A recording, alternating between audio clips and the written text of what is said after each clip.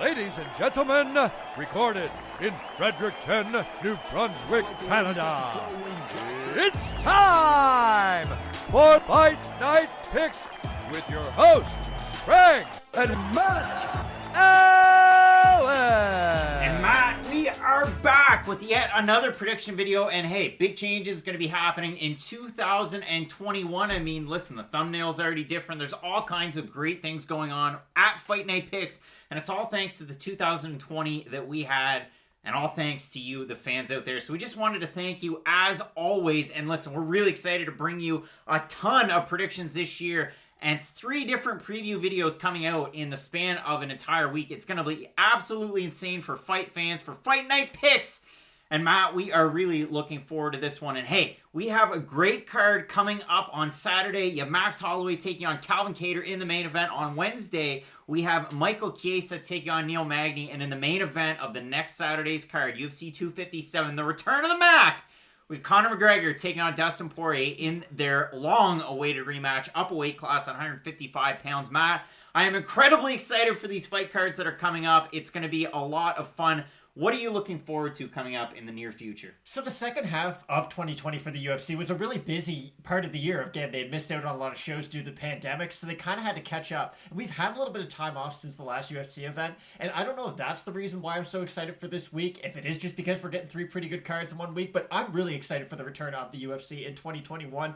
Max Holloway, Calvin Kattar is one of those main events. It reminds me of when Dustin Poirier fought Dan Hooker. We just see that main event, and you're like, oh, that's going to be a guaranteed barn burner of a fight. A lot of other great fights on this card. You got the return of Ponzinibbio, Joaquin Buckley coming off one of the better years anyone's had in the UFC, coming off probably the greatest KO of all time, making his return. Max Holloway in his first non-title fight in years. This whole card really is going to be phenomenal, and I couldn't be more excited for the start of 2021. It should be a great time, and Matt, we have a great slew of predictions coming up for this card. You talked about some of these matchups, but I mean, Condit Brown, long-awaited fight there at 170 pounds. We have Punahele Soriano taking on Dusko Todorovic. David Zawada taking on Ramzan Amit. There's all sorts of fights for every fight fan out there. And Matt, just to throw it back to 2020, I had to write these numbers down, but you can find them as always in the descriptions, updated weekly.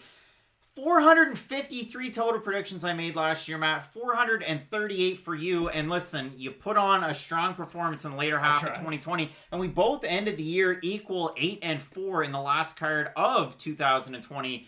But Matt, the bad guy gets the prediction trophy here, and it's not Chael Sonnen. I get to keep it for yet another year. But hey, 2021, I'm really looking forward to making it another good one. And like I said, those predictions and all the results, you can find them down below in the descriptions, updated week by week. But we're also going to be posting them over at FightNightPicks.com, Matt.com. We switched over from FightNightPicks.net to FightNightPicks.com. We've had that one stashed away for a while, but Josh Hart, rain of buckets from 3 for the New Orleans Pelicans, helping us out. Not that Josh Hart. We get the Pacific Northwest Josh Hart hitting us up from Washington State, but really looking forward to that. Josh is going to be adding a lot of features and articles over there on the site. Make sure you check those out. You can find our podcast and YouTube content over there as well, including the store. And there's always great Fight Night Picks merch over there to be had as well. So Matt, as we always do with our prediction videos, let's talk about our picks for possible fight of the night on this card.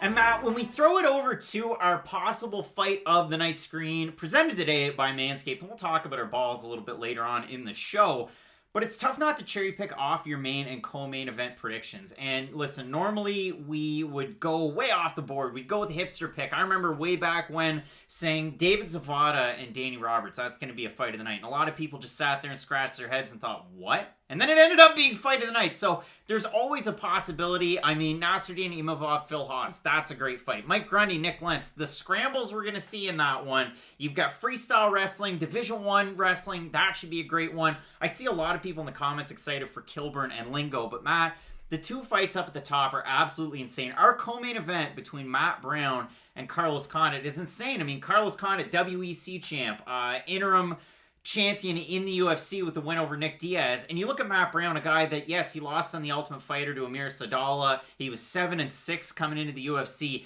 He's carved out an absolutely insane career, still doing the damn thing. Mike Gundying it at 40 years old, but that's a fight that OG fight fans should just be getting up out of their seats for. 100%. When Carlos Condit and Matt Brown fight, you know it is going to be entertaining because both guys kind of have the same weakness. Matt Brown can get taken down and held down. Carlos Condit, that's kind of the blueprint on how to beat him. It's been out for about 10 years now. But you know neither guy's going to do that to the other one. Matt Brown and Carlos Condit going to go out there, going to slug it out for all 3 rounds, or really until someone gets finished. And with Matt Brown, he's still putting on exciting fights at this stage of his career. And for Carlos Condit, you look at some of the losses he's had, and trust me, he's had quite a few of them in recent years, but he's still losing to top-tier talent in the UFC. He is losing to the Neil Magny's, the Damian Maias of the world, the Robbie Lawlers. So I think Carlos Condit, Matt Brown can still have one of those classic performances and really put on a great show in our first fight card of 2021. 2 absolute wild men, 2 primary strikers. Carlos Condit looked great in his last fight out against Court McGee, another OG legend. And for Matt Brown, again, he had the big losing streak. Then he came back and won a couple of fights, Diego Sanchez and Ben Saunders. His last time out didn't look all that great against Miguel Baeza in the way that he did get finished. And we'll talk about it in the prediction video. But he did have some flashes of brilliance in that fight. So that fight definitely has to be considered as a possible fight of the night. And Matt, again, you hate to cherry pick, but our main event is such a good fight, and especially at 5 rounds. Max Holloway has been fighting 5-round fights for the longest time, and for Calvin Kattar, it was his last time out, his first 5-round fight against Dan Ige. Now, I know a lot of people kind of hoped and wished that the fight against Zabit would have been a 5-rounder, and if it did, maybe it would have favored Calvin Kattar. You saw him come on strong at the end of that one in the 3rd round. But this is such a good stylistic matchup, really, for both fighters. We've seen it out of Max Holloway's last 2 times out. Yes, he's lost those fights, but he really kind of changed the stigma of his fight that he had at 155 pounds against Dustin Poirier, where there were a little bit of questions here and there. I know in that fight, he lost by all 3 judges' accounts, 49-46. You can make arguments for different rounds. I would hear it.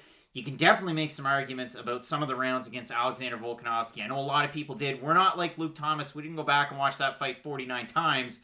But the second fight definitely was a good one. Now, Max Holloway looking to come out, looking to expose Calvin Kattar in different areas. Calvin Kattar looking to just continue that role.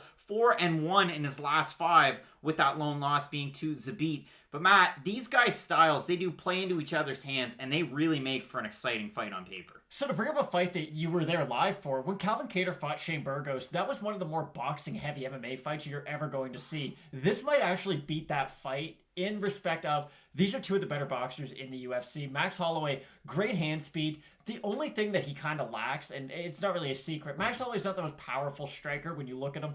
He does throw a lot more volume than he does just going out there looking for the one-punch knockout. Calvin Kattar's kind of a hybrid between the 2. He can throw for power. He can play the volume game. Both guys do not check leg kicks at all, but neither guy really throws them either, so this should be a phenomenal fight, contested at a really close range for the whole time. And this fight, the big X factor is who's going to be the more hittable of the 2, because we've seen Max Holloway. He's not afraid to absorb damage to try to get off his own. And for Calvin Kattar, he will kind of plant his feet and throw. Jeremy Stephens was able to break his nose when they fought, so it's going to be a phenomenal fight. And this is one of the more guaranteed. Even if it doesn't win fight of the night, this will be a phenomenal main event. Really looking forward to it. It should be a great one. And again, it's tough not to cherry pick off your main and co-main, but there's so many good fights. Buckley DiCirico, you've got Justin Tafa, Carlos Felipe. Somebody's probably going to sleep. So there's so many different picks. Let us know down below what your pick is for fight of the night as we continue on with an absolutely wild card. And Matt, a couple of really interesting fight of the night type of picks that we've got there. Again, let us know down below what you have for a possible fight of the night. But we have a great card. You're not going to want to miss any of these previews and predictions. We go as in-depth as possible. And in terms of debuting fighters, there's only the one so far, with Jocelyn Edwards looking to make her debut coming out of Panama City, Panama, taking on Wu Yanan. It's a great card. Matt, let's keep it locked in with Fight Night Picks. And as we always say, let's get into it. All right, Matt, kicking off the card, we have a fight at 145 pounds between a couple of guys that were not so successful in their respective UFC debuts. We have lights out Austin Lingo fighting for the first time in his 8-fight pro career outside of Texas, taking on Jacob Kilburn. His nickname's The Killer. That's way too aggressive, and it hasn't really shown so far in the UFC's octagon And Matt, for Jacob Kilburn in his UFC debut, he took on Billy Quarantillo. And listen, I get it. Billy Quarantillo didn't really have the greatest showing his last time out against Gavin Tucker. But the win over Kilburn, the win over Spike Carlisle, you can see the flashes of brilliance. He is very good against Canadians, but not Canadians named Gavin Tucker. And for Jacob Kilburn, Matt, I have the numbers here, and they are not so good. Because against Billy Q, he got outstruck 139-6 in their fight, and he got finished. And it was not a pleasant sight for poor Jacob Kilburn. Now, if you look at his overall body of work, he had a loss to Bobby Moffett on Dana White's Contender Series 2018. That fight wasn't overly close either. He got outstruck in that one. It was a weird bucket of muscles for poor Jacob Kilburn. He got submitted in that one. He went back to the drawing board, went back in the regional scene, had 2 really good finish wins to punch that ticket to face Billy Quarantillo. And if you want to go back and see a really impressive performance by Kilburn, it was that bounce back win with Island Fights over Devison Ribeiro, where he knocks him out in the second round in the first 10-20 seconds of that fight. Very, very good one for him. And the thing with Jacob Kilburn, he has a very established base in the martial arts. And I'm going to rattle them off. He has a blue belt in Brazilian Jiu-Jitsu. He has black belts in karate, judo, and Japanese Jiu-Jitsu. And Matt, the most famous of the Japanese Jiu-Jitsu practitioners that I can think of in MMA, probably Michael Bisping. Yeah. That's who I was going to go with. For Austin Lingo, a guy coming out of Fortis MMA in Dallas, and like I said, you make jokes, you can say it, they might say it on the broadcast, the fact that he's never fought outside of Texas. He did fight in Texas in his UFC debut against Yusuf Zalal, and it definitely didn't go his way. And if you look at Austin Lingo's fight tape from the regional scene, super heavy-handed, plenty of early finishes. It's a guy, he lives up to the nickname of Lights Out. 3 wins by knockout, 2 by submission, and you talk about the first round finishes, he has 5 of them, and 4 of them are under a minute. Now, in the fight against Yusuf Zalal, it was one of those ones where he's kind of chasing him the whole time. And I just want to throw one more thing out there. He'll kind of throw a lead hook, and if he throws it well, it'll kind of cut the cage. It's less the foot placement than it is, I'm just going to throw out a strike and try and cut the cage. But he just couldn't keep up with that lateral movement of Yusuf Zalal. And that's actually a really good sign for Austin Lingo, because coming into the UFC off the LFA, he had kind of one of those Ronda Rousey-esque runs, if you will. Not all of his wins are by knockout or submission. Good mix of both, but they were just happening so fast. It's knockout in 30 seconds, submission in 30 seconds, knockout in 10 seconds. It's really impressive, and the fact that he was able to go 3 pretty hard rounds with a guy like Zalal is very impressive. Now, for Jacob Kilburn, I don't know how he beats Austin Lingo, because on the feet, listen, Austin Lingo is the much more heavy-handed of the two, and Jacob Kilburn's power is one of his more, I'd say is one of his better attributes, but the fact that Lingo kind of outpowers him at his own game does worry me, and if the fight does hit the mat, listen, Austin Lingo is tricky on the ground. He's good from top position too, because he won't just go for the submission or just try to control position, because that's a really big problem in the UFC. You watch people are either wholly dedicated to just trying to stay on top, Randa Marcos, or you have fighters like maybe a Charles Oliveira, who they are really good on the ground, but they will risk giving up top position in pursuit of a submission. Lingo, not to say he's as good of a grappler as Charles Oliveira, but he does have a happy medium where he won't just be jumping blindly on arms and whatnot, and then he'll end up on bottom against Kilburn. I like a lot of what Lingo will be able to do in this fight on the feet and from a grappling perspective.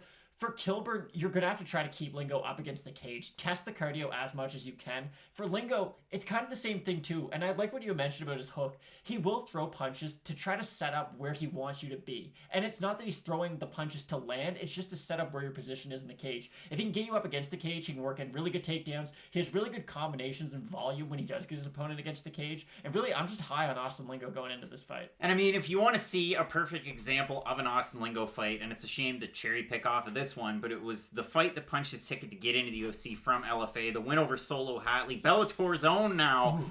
He finished him, and it was grotesque. It really was. It was a great win there, but you look over all the wins. I mean, Aaron Webb, another one of those fighters that we've seen in Bellator as well, off the LFA circuit. Maybe not the highest level of competition, but you kind of say the same for both of these guys. I mean, poor Elvin Leon Brito, 2 losses to Jacob Kilburn by decision, 1 split, 1 unanimous. I mean, I look at this, and again, Jacob Kilburn struggled against Bobby Moffett that was in the UFC for a time. Didn't really go all that well for him. And then again, the loss to Billy Quarantillo. Really not the best stats in those 2 fights. If we have a look at the odds map for this fight, They are slighted by way of the fighter representing Fortis MMA for Austin Lingo. He opened a minus 265 favorite. He's now roughly a minus 224 over on best fight odds. For Jacob Kilburn, open a plus 225. He's now at a plus 180. So a little bit of money coming in on Jacob Kilburn from open. If we look over on Topology, large majority going with Austin Lingo at a 947 total votes, 87% going Lingo, 60% have him to win by decision. So we talked about it. Jacob Kilburn, one of the X factors with him, and I know this might sound silly, but you look at a couple of different sites, you might see some different gyms popping up here and there. A guy representing good old Woodlawn, Tennessee. He's trained at Harris Holt Combat Sports. He's trained at Smash Bros. Shibaro Jiu-Jitsu. He's now training at American Kickboxing Academy. No, I'm just kidding. He's training at ATT down in Florida. So he's made that move from Tennessee to Florida and really focusing on his training. And again, this is a guy that's been out for some time, over a year. Both of these guys, I mean, you look at Austin Lingo, made his debut early on last year. So a long layoff for both of these guys. But for Jacob Kilburn, such a demoralizing loss. He didn't want to go to Tampa to train with Billy Q, so he went pretty close by in the Miami area to go to ATT. I think that's going to be a good move for him long term, and it could pay immediate dividends in this fight. You never know. It really could. It just comes down to, do I trust the skill set that I already know from Jacob Kilburn or the one that I know I'm going to get from Lingo? And I don't think Lingo is going to have an issue fighting outside of Texas. It's a fun fact that he's never fought outside of it before, but I don't think the trip over to Abu Dhabi to Fight Island will make much of a difference. I like Lingo in this fight. I like Lingo as well in this one. And again, really like the combinations on the feet. I would expect Kilburn to maybe be a little bit more kick heavy than Lingo. So if he's able to chop down that lead leg, that is a concern because Austin Lingo is pretty heavy on the lead leg. And if Kilburn is able to work in some of that lateral movement, instead of going forwards and backwards, you see Lingo really catching guys when they're coming in. So if you can move good side to side, and if you can really pressure the action, pepper in and out, and box quite well, you can get a win over Austin Lingo. That said, it's easier said than done. So yes, I'm going to go with the guy from Texas. I'm going to go with Austin Lingo in this one. You're in agreement as well? Oh, 100%. Both of us going with Austin Lingo to get the win. Really looking forward to this fight, and the entire card headlined by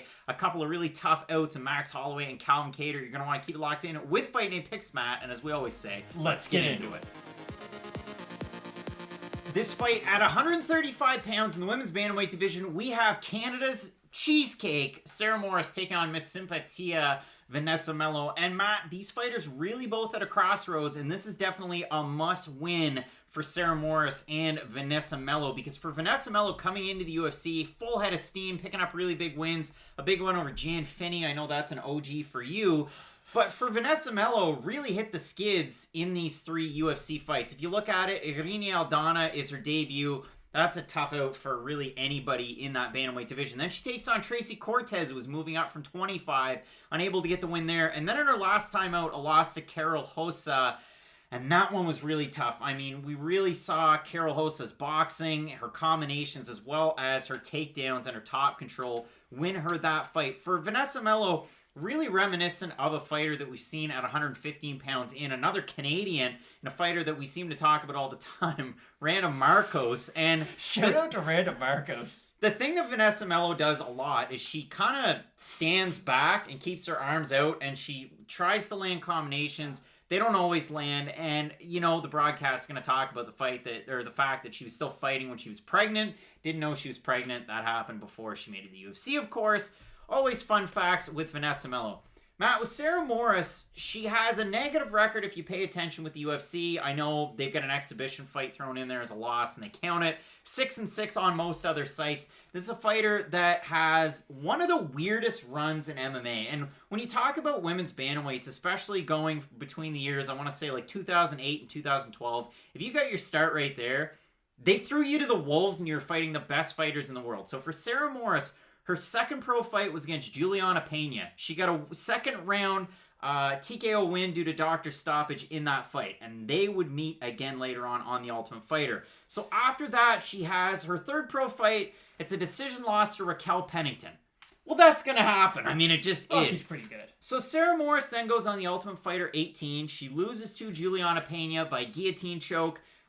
They were both on Team Tate. And if you look at Team Tate, it was Sarah Morris, Raquel Pennington, Juliana Pena and Roxanne Modafferi. How crazy is that? And again, that whole sphere of fighters in those years, you're going to end up together again. Sarah Morris, it was just a weird season. Like, some of the chicks wanted to fight with the guys. It was a whole weird season that it was. But again, Morris loses to Pena. She ends up punching her ticket to the UFC. Her second fight in the UFC is against Jessica Andrade. I don't know how much more I can say, but Sarah Morris has had a not-so-good run in the UFC. 3-5 overall. She's 1-4 in her last 5. It's not going that great for Canada's Sarah Morris. You know, it's not a great sign when Craig doesn't start the video off by going really excited for this fight. And I do think this fight's kind of the definition of that for this card. This is not going to be a Wei Li versus Joanna fight of the year caliber type performance. Listen, Sarah Morris does do a few things really well. She has good trip takedowns. They're very jiu-jitsu kind of takedowns when you look at them. She just tries to lean heavily on kind of the top of your legs and do the old trip from behind. It works well in some cases, but when she does fight, not even really to say the upper echelon, but when she does fight, better wrestlers or grapplers, she tends to not be able to get the takedown, and that does expose her. I'll say less than impressive striking. She is kind of stiff on the feet, won't throw a ton in combination. She's about as awkward a striker as she is a dancer, and in 2021, you might see her hit the Dougie on the way in, but please, I beg of you, go back and watch some of her dances and her walk-ins. They're just straight up weird. Yeah, they're not great. And just Vanessa Mello, though.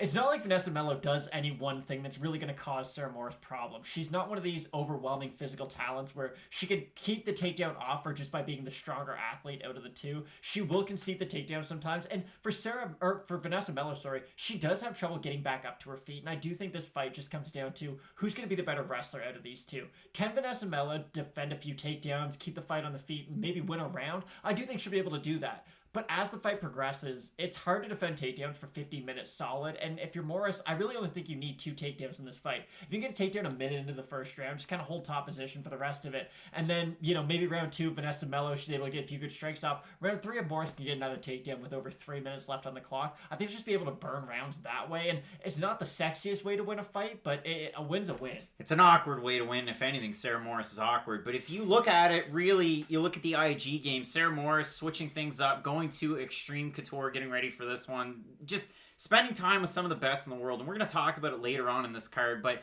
you've got the Dan Igues of the world. Punahele Soriano that's on this card's there as well. And the one thing that we've seen a lot out of Extreme Couture, you have a lot of wrestlers turn strikers there. For Sarah Morris, I think it's just going to be one of those iron sharpening iron type situations where the cardio is going to be good, that her wrestling's going to be good, and if she can work certain aspects of her game training with some of those fighters and coaches that are there, I think that's really going to pay dividends. I mean, another Canadian fighter that's made the change from Toronto down to Vegas with Extreme Couture, Misha Cirkunov, and we've seen a lot of good things from his game as well from that gym if he's not getting finished. So if we look at this one again, for Sarah Morris, it's a little bit of an odd one. Again, not the greatest of record in her last 5, and if you pick out some of those losses, Lucia Pudzilova no longer in the UFC. Talita Bernardo, it's been a mixed bag. That one in Moncton, New Brunswick, Canada. Macy Chasson, that's going to happen. Sijara Eubanks, all right.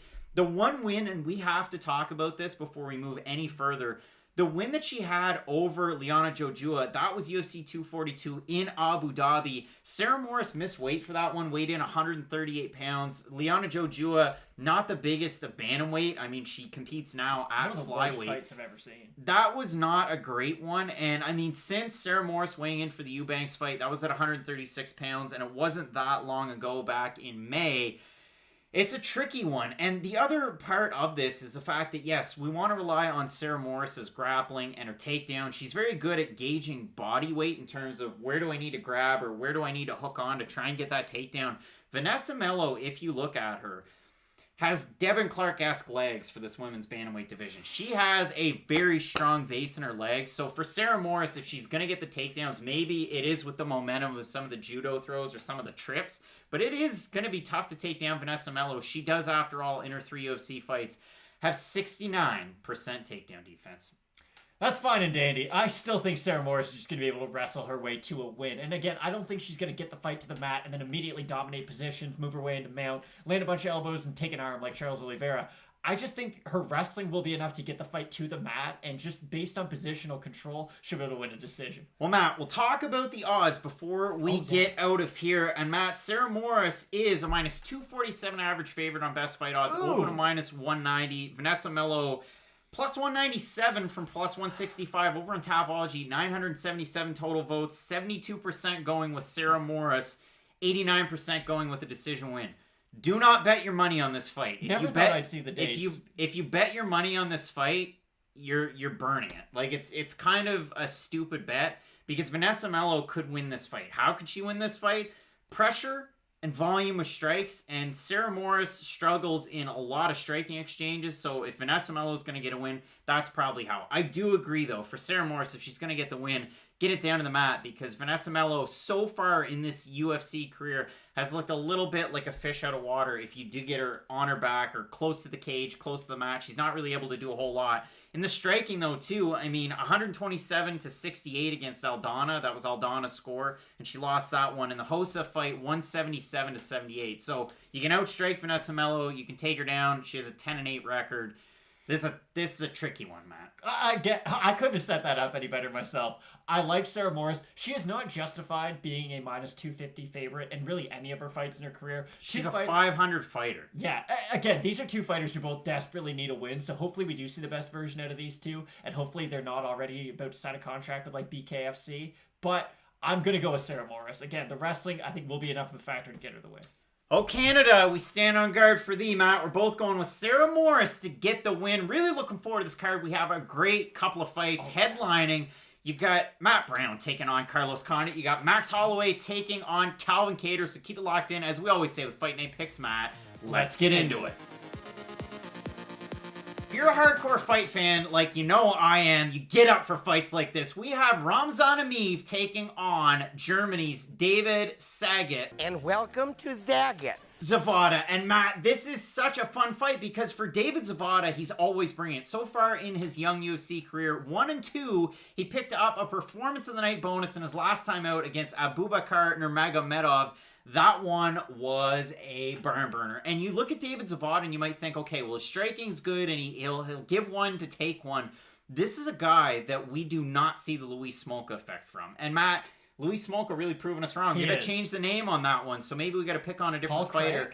But David Zavada, when somebody takes him down and he gets on his back, he is one of the most active fighters I think I've ever seen from guard on bottom. He just goes after arms. He'll go after your head. He'll go to switch position. He'll go to roll you over. David Zavada is always doing something. One of the most fun fighters that I feel like we don't get to see enough of, especially in this division. And you look at his debut, he's taking on Danny Roberts. That one was a fight of the night, and Danny Roberts was a big favorite in that one, I have to add. David Zavada definitely making it interesting, and while it might not have gone his way, it was a very close one. His next time out, yes, that one really didn't go his way, but again, the Nurmagomedov fight, a really good one. For Ramzan Emeev, this is a guy that, in my mind's eye, I lost a little bit of stock on him because you look at the run that he went on coming into the UFC. He had a win over Anatoly Takov that's absolutely blowing the doors off the thing over in Bellator. And he continued to pick up really good wins in the UFC until he ended up losing to Anthony Rocco Martin, a guy that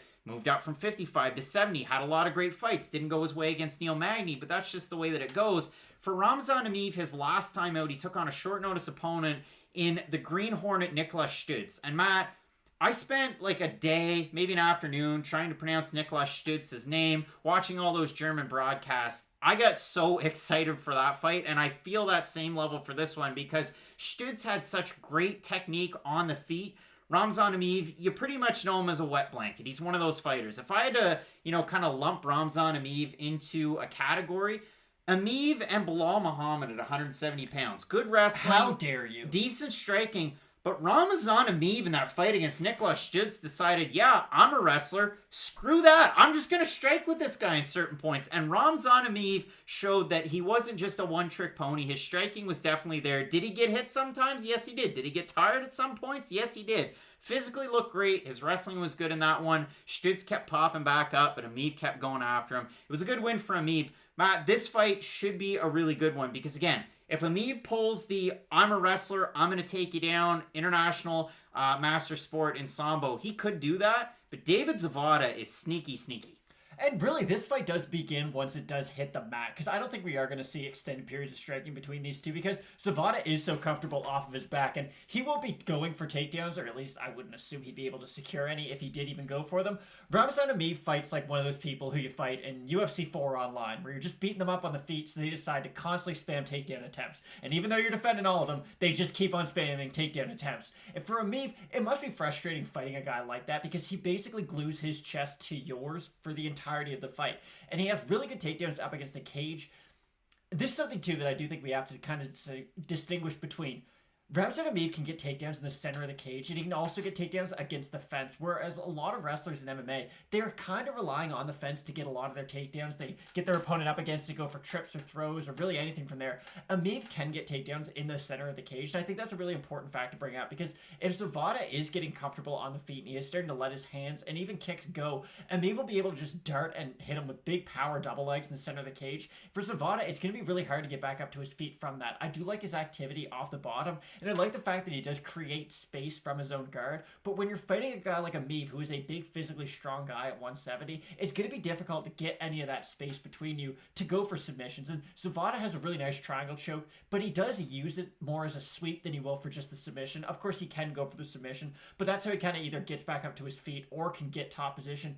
Against a guy like Emeev, I don't really think that's going to be able to work. I know we have seen Zavada get submissions against high-level grapplers, but for Emeev, he's so positionally sound from that top position, and it's not like he is creating space himself to go for crazy ground and pound. He's a guy who will fight in that kind of Jake Shields manner if he has to, and just burn rounds. Again, we have seen Emeev strike a little bit more as his UFC career has progressed, but kind of the classic Ramzan Emeev fight to go back and watch is the Sam Alvey one. And I know it was up a weight class at 185, but he holds Sam Alvey against the cage for the majority of the fight, throws little combinations, dirty boxes a little bit, kind of, late 2000s Randy Couture, if you will. Disco Todorovic a little. A little. Well, but Todorovic can knock you out. And Emeev, then he'll go for the takedown once you are kind of thinking, okay, defend my head, bring my hands up. Then Emeev will go for the takedown. It's just a frustrating guy to deal with.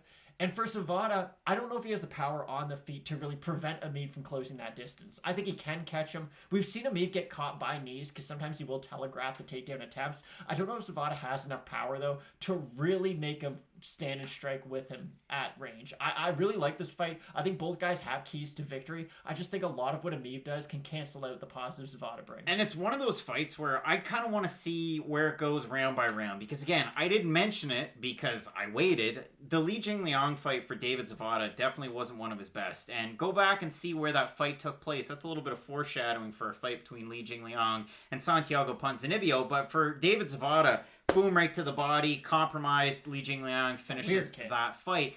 For Ramzan Emeev, again, it's just continue to go to the well. Very exhaustive type of pace for not just him, but for his opponent, but also for him. Like, he really can tire himself out, and that's one of those things at 170 pounds you have to watch out for. So for me, I'd be waiting, maybe live after the first round. If it goes into a third round, how does David Zavada look at the end of the second going into the third? That's kind of the way I would look at this one. In terms of the overall odds, though, Matt, Ramzan Emeev opened a minus 210 favorite. He's now a minus 260. For David Zavada, opened a plus 180. He's now at a plus 210. And if we have a look at the Tapology votes, 924 so far, 85% of Ramzan Emeev, 83% have him to win by the going to the well decision.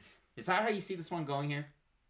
Ramzan Emeev and decisions are like LeBron James and NBA titles. He's got a lot of them. And I just think Emeev, again, what he does well cancels out what Zavada does well. And if he is able to get those takedowns early, especially, and he isn't working a lot for the takedowns, again, I do think as the fight progresses, Zavada will have opportunities to maybe catch a submission later on. If Emeev is getting the takedown and trying to just rest on top, Zavada might be able to find an opening. But other than that, I do just think the top pressure of Emeev is going to be too much. I'm going to wait and see what the prop is for a Zavada submission in this one. I'm going to pass on this fight totally. But if I'm making a pick, again, I know exactly what I'm going to get out of Ramzan Emeev. Did it work against Tony Martin? Rocco Martin? Not necessarily, it didn't. But so far, by and large, in the UFC, it has worked. Stutz, again, I think that was more of a case where it was kind of short notice. You had a guy making his UFC debut. For Ramzan Emeev and team with Goretz, you know what you're going to get more or less out of David Zavada. So I'm really looking forward to this fight, but we're both in agreement here, going with Ramzan Emeev to get the win.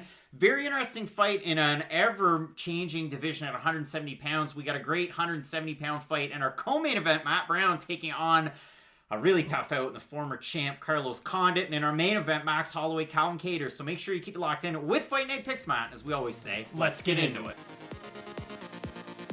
Really interesting fight at 145 pounds between the Carney, Nick Lentz, and Superman Never Made Any Money, saving the world from Solomon Grundy. We have Team Cowbond's Mike Grundy. And Matt, this is a fight where we get excited. We say, listen, this is going to be a striker's paradise. This probably won't be a striker's paradise. This is going to be a wrestler's paradise because we have the Division I wrestler out of the University of Minnesota in Nick Lentz. We have the freestyle wrestler out of Mike Grundy. He placed with the Commonwealth Games. He's medaled in all sorts of different wrestling tournaments that you know and love. And this is a guy that, once he hung up those shoes in 2014, made his MMA debut.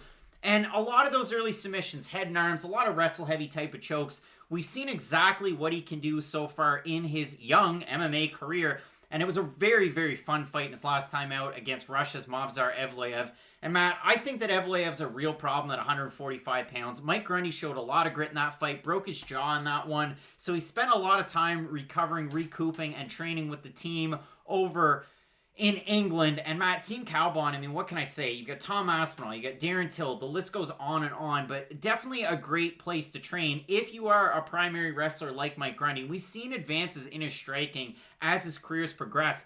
For Nick Lentz, this is a guy that has, 30 wins, 11 losses, 2 draws, and a no contest. He's been there forever. He's had 3 fights against Charles Oliveira. He's lost 2 and one's a no contest, but basically he lost 3 fights to Charles Oliveira.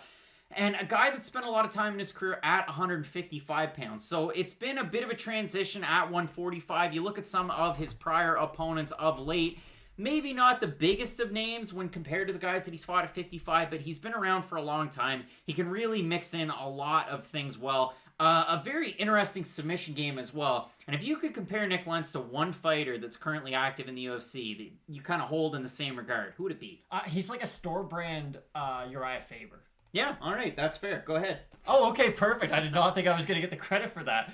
Nick Lentz is a very interesting fighter, and I do bring up the Uriah Faber comp because what do they both do well? Well, Nick Lentz can catch you with a big shot. Again, the Gray Maynard fight's a weird one because Gray Maynard was so far over the hill in that fight. He shouldn't have been there in the first place. And it was one of the weird fights where he had rocked Maynard early. And yes, Nick Lentz looks phenomenal in that fight, but he rocks him early, and you can tell that they probably should stop that fight really early on. That wasn't Frankie Edgar Gray Maynard. No, that wasn't TJ Grant Gray Maynard. That was, 2019 Gray Maynard. And nothing against Gray Maynard, just you can't be good forever. Nick Lentz has some nice wins when you do go back and look at his career, and I'm going to bring up this Will Brooks fight a lot. And I know Will Brooks never really had the run in the UFC that people expected him to. Oh, I wish he did. But at UFC 210, Nick Lentz put on one of the last good performances, I'd say, of his career.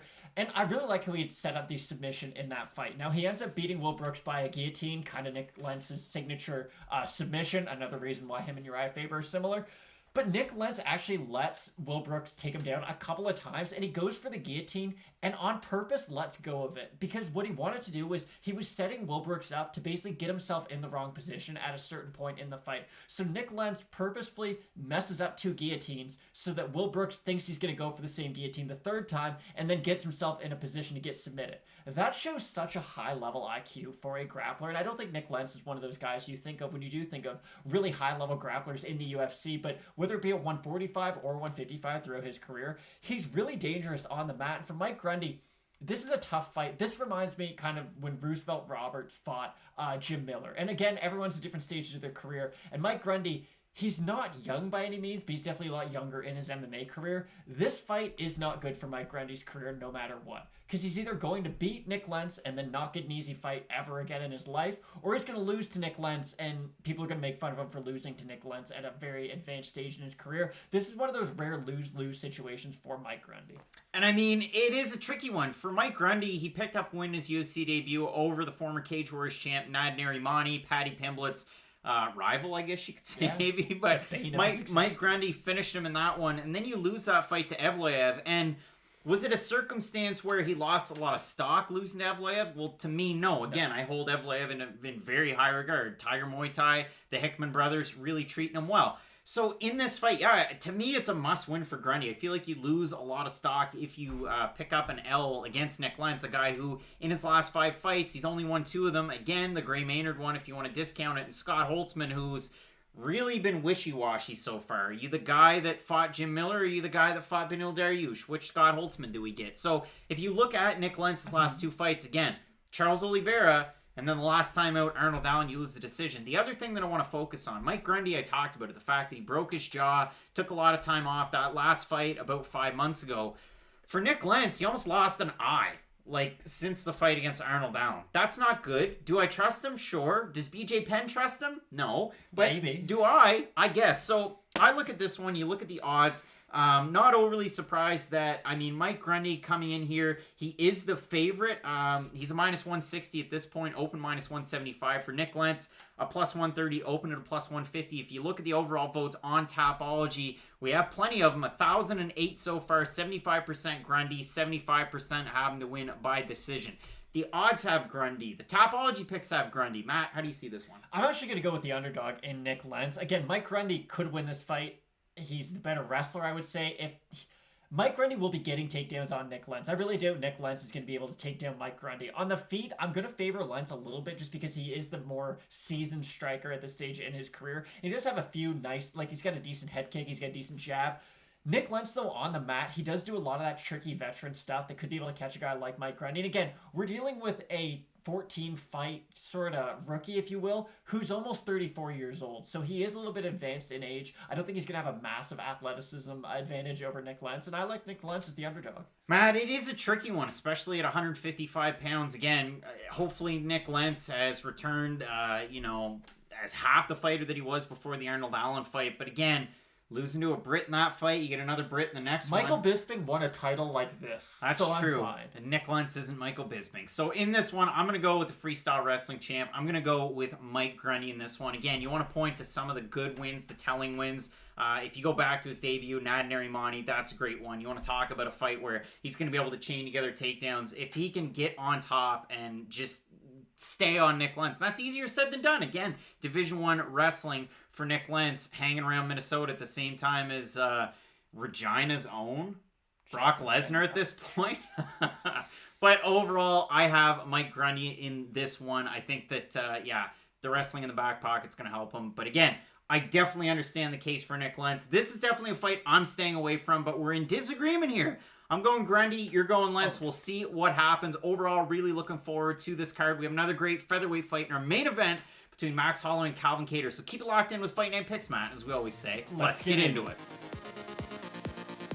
We have a major heavyweight fight coming up this weekend between Carlos Felipe, representing Brazil, and Justin Tafa from Australia. And Matt, the fighter from Brisbane has a strong line behind him of fighters. His brother Junior Tafa, you've seen him with Glory. He had a grandfather that was a boxing champion. He had an uncle that fought Mark Hunt in K1. And if you go over to the old IG game, he's got some pics himself with the now boxing legend Mark Hunt. I know he lost that boxing fight. But still, Justin Tafa so far in the UFC, it's been weird because he was only 3-0 coming in. A lot of people expected a lot of big things. They had him on that big card in Australia for Marvel Stadium, which was just really weird. And that's the other thing.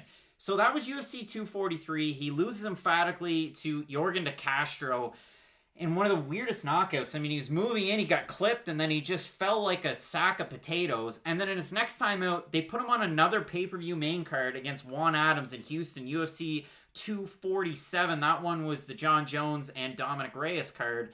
It's weird that you'd have a fighter that's 3-0, let alone 3-1 on two main card pay-per-view bookings or opportunities. Now we have him on the prelims of a fight night, leveling out a little bit, and he's going to be taking on Carlos Felipe. And Matt, straight up, I was surprised that the UFC stuck with Carlos Felipe because they signed him a few years ago, and then he had a USADA issue. He was out for quite a while. If you go back to his third to last fight, it was 3 years and 7 months ago when he fought Sandro Becerra and knocked him out. And Carlos Felipe is a boxer. You know him as a boxer. If you watch his fight against Yorgan de Castro, he bitched and complained when he had his back up against the cage, but also couldn't push himself away from the cage. And in his fight against Sergey Spivak, which was his UFC debut just about 6 months ago.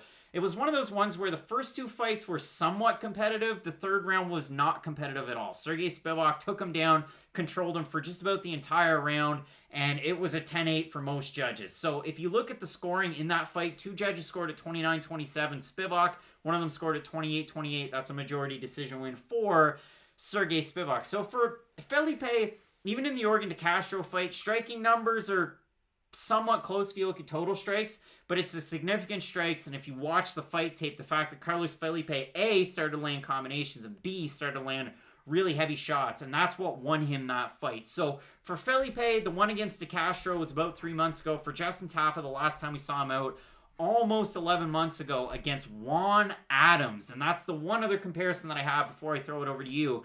If you look at the fight that Justin Tafa had against Juan Adams, it's going to happen when you're a heavyweight that's 6 feet tall. You're going to happen to fight a lot taller opponents. Juan Adams is one of the biggest heavyweights you're going to find, and it was a Juan Adams that had switched things up. Also, he's a hometown guy in that fight, so a lot to prove. That's why they had him on that pay-per-view. And it was weird because he went over to Jackson Wink. He was living close by, like really dedicating himself to the craft, almost like a Greg Hardy type story. He went in there and started to fight a little bit like John Jones. That was all Joe Rogan could talk about, but he went in there putting his fingers out, really looking like he was seeing in the dark, and Justin Tafa just closed distance, knocked him out. So for Justin Tafa, he can definitely prove himself against longer opponents. There's a big experience gap here, but it's not really that big of an experience gap because one guy has 10 pro fights, one guy has 5 pro fights. It's a tricky one here. Somebody's probably going to get finished, though. So in a fight between Justin Tafa and Carlos Felipe, we managed to talk about Juan Adams more than either one of these two fighters, so I'm going to tell a little Juan Adams story since we're here. I was friends with 2 people on Pokemon Go, my best friend Colby and Juan Adams of all people. Just a little fun fact about your boy Matt Allen at Fight Night Picks. Shout out to Juan Adams. So this fight is very interesting. I think the opportunity is going to be there for Justin Tafa to knock out Carlos Felipe.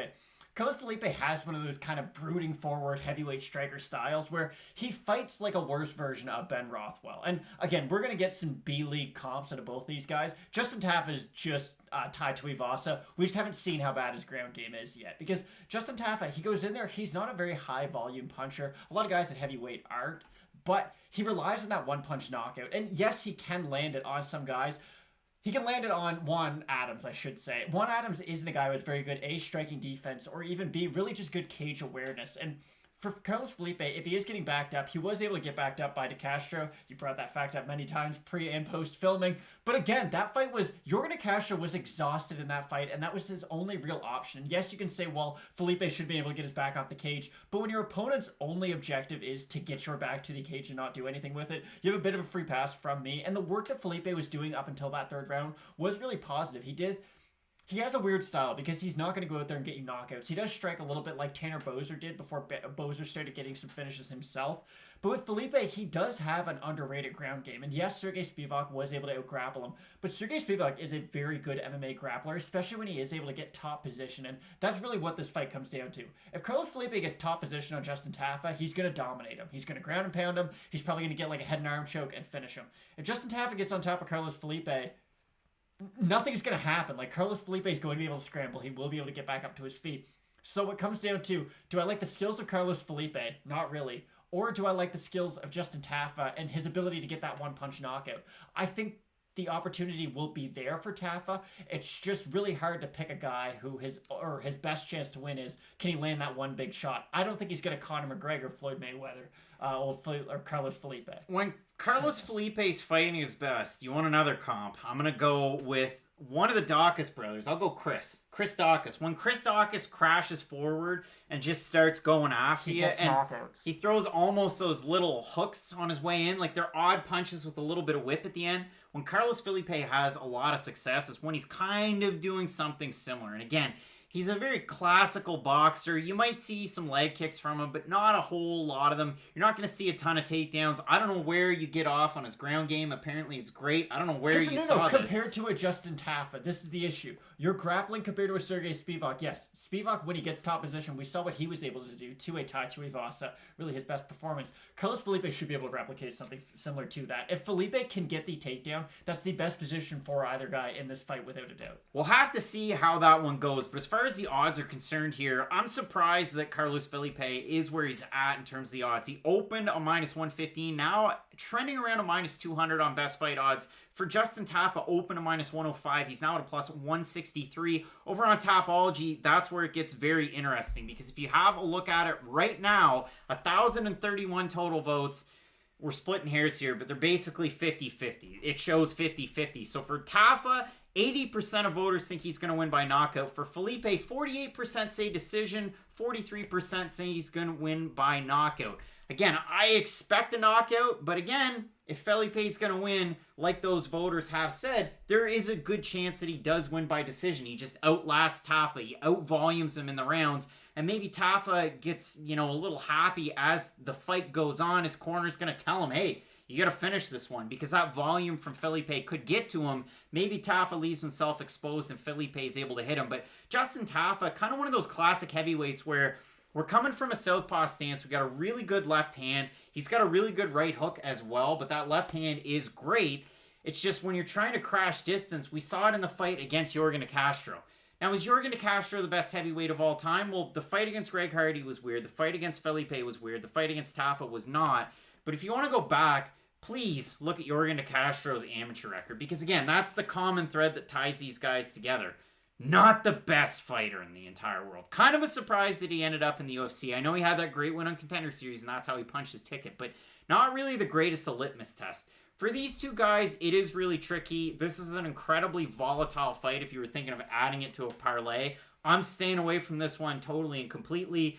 But again, I'm going to go with the guy that throws the straight shots, that has the cardio to last, and has twice the experience in a cage. I'm going to go with Brazil's Carlos Felipe in this one, somewhat reluctantly. So I think the win expectancy rate for this fight, like in the first round, Justin Tafa's at like a 72% probably. And then the second it goes past about 3 minutes, there's just going to be a steep decline into the Carlos Felipe pool. I think Carlos Felipe, again, it's really hard to pick the guy who has the one-punch knockout power over the guy who is just the more well-rounded mixed martial artist. So yeah, Carlos Felipe, honestly, one of my more confident picks on this card. Matt is an absolute wild man. We're both going with Carlos Felipe in this fight. But again, if Justin Tafa ends up winning this one by flash knockout in the first 30 seconds, it happens. Stuff happens. Really looking forward to this card. We got a couple of great fights. Topping this one, you got Condit Brown, you got Holloway Cater. So Matt, keep it locked in with Fight Night Picks, and as we always say, let's get into it. Really looking forward to this fight. At middleweight, we have England's Tom Breeze taking on Russia's Wolverine Omari Akhmedov. And Matt, I get excited about this fight because you pretty well know the game plan from both of these guys until it comes time for the fight, and then you don't. Because with Omari Akhmedov, very economical with his takedowns. I know in the fight against Chris Weidman, that might contradict what I just said, but throw the Weidman fight out the window and you look at the rest of the guy's performances. He has had some great ones so far in the UFC, and since coming into the promotion in 2013, a total of 8 wins and 4 losses against some pretty good competition. You have to remember, Omari Akhmedov right now ranked at 13th in the UFC's middleweight division, and there's a lot of great fighters in there. I mean, we've seen the rise of Kevin Holland. We've seen a lot of good guys really make that jump here lately. Omari Akhmedov's still there. That fight against Chris Weidman, though, a bit of a weird one, because I know Akhmedov, a lot of people were picking him. We both had him to win in that fight, so let's kind of break it down a little bit. Chris Weidman did exactly what Chris Weidman needed to do in that fight, and was wrestle with Omari Akhmedov. And by the third round, Akhmedov was, to say spent. gassed. Yeah. He was totally spent in that fight. So for Akhmedov, really trying to get back in the win column. You look at his fifth to last fight. It was a draw against Marvin Vettori. Picked up 3 wins. Tim Boetsch, Zach Cummings, Ian Heinisch. And then, of course, the Weidman fight. For Tom Breeze, this is a guy that came into the UFC with so much promise. He was picking up a lot of really big wins. And then the pressure seemed to kind of get to him. I mean, he had anxiety issues, kind of similar issues like we saw Phil DeFries have in the UFC, especially when he was fighting guys like Stipe Miocic. For DeFries, took a little bit of time off, had some losses too, went outside M1 Global, Bellator, now with KSW, and holy frig, Phil DeFries is a big deal. I mean, he was one of our male champs of the year in consideration with a Fight Night Picks Year-End Award. So, Tom Breeze, we've seen it. I mean, you look at his last 5 fights. Almost 5 years ago, he beats Kaita Nakamura. He loses to Sean Strickland by split decision. It's going to happen. No shame. Strickland, the hotness at the end of 2020. He beats Dan Kelly 2 years ago. loses to Brendan Allen 10 months ago, beats KB Buller. A lot of time off between the Dan Kelly win and the loss to Brendan Allen. And I went back and watched that Brendan Allen fight today. Tom Breeze was super aggressive in that one. He was working for takedowns. He would kind of jump to the back of Brendan Allen. He was working off of his back. And then as the round was just about to close out, Brendan Allen just started kind of hammering away on him. Tom Breeze covered up. I think maybe he was probably trying to wait till the end of the round. But the referee ran in there, ended the fight. Again, Breeze looked a little confused, but what he did was he came back out just a few months ago and fought Canada's KB Buller. Matt, there were a lot of people high on KB Buller, but the one thing that I have to say about that fight, KB Buller was not ready for prime time. Like, not at all. You look at that fight, Tom Breeze lands a heavy right hand. He lands, and they call it this on Tapology. He knocked him out with a power jab and TKO. And if you look at it, we love it when a guy throws a jab out there with a lot of whip. You see the whip in the shot, and you see Buller just land on his back. A lot of hammer fists from Tom Breeze, and the fight's over. When Tom Breeze is on, he is one of the most dangerous guys that you could fight. But when he's not on, you kind of have to worry. We can say when he's on, but here's the thing. The 3 times he's been on in the last 5 years, he beat Kaita Nakamura. He beat an old Daniel Kelly, and I believe that was Daniel Kelly's last fight in the UFC. And then he beat a guy who wasn't ready for the UFC to begin with, and KB Buller. It's not that I don't like the skills of Tom Breeze. It's just that when you look at his recent wins, they're not against an impressive level of competition in the least bit. And yes, the Brendan Allen fight, you can argue about the stoppage. He got beat pretty bad in that fight when he did get onto his back. And yes, it was near the end of the round, but if Brendan Allen was able to get a takedown in the second round and was able to get more ground and pound off, the finish was going to come.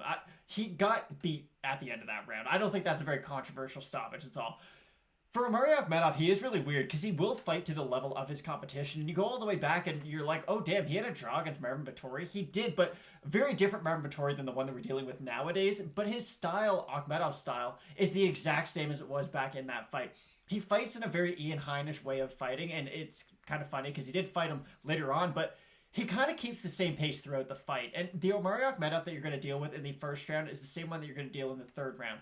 Unless his opponents wrestle him. It's really weird. When he's wrestling his opponents, they're the ones who get tired. But if you can bring a very wrestling, heavy game plan to him, and that's really how Vettori tried to fight Akhmedov. He tried to wrestle Akhmedov, and that's what sort of drained the gas tank of Akhmedov. And of course, the Chris Weidman performance. Akhmedov's looking really good, and then Chris Weidman's able to get the takedowns, really able to dominate the positions on the ground. And that's when you just see the gas tank of Omari Akhmedov slowly start to drain throughout the fight. So I think this will be an interesting fight. If Tom Breeze can keep this fight on the feet, he's got beautiful boxing, really good power in both hands. He's not a guy who relies on just his power hand. He can throw the lead jab. He can throw a lead hook. He has a very good, just really a nice toolbox of striking. Whereas Omari Akhmedov, super boxing heavy, he will throw some very labored hooks. And if you are a good wrestler, you can get in on his hips that way. Now, of course, he's a good wrestler himself. It's not like anyone can go out there and just start taking down Omari Akhmedov.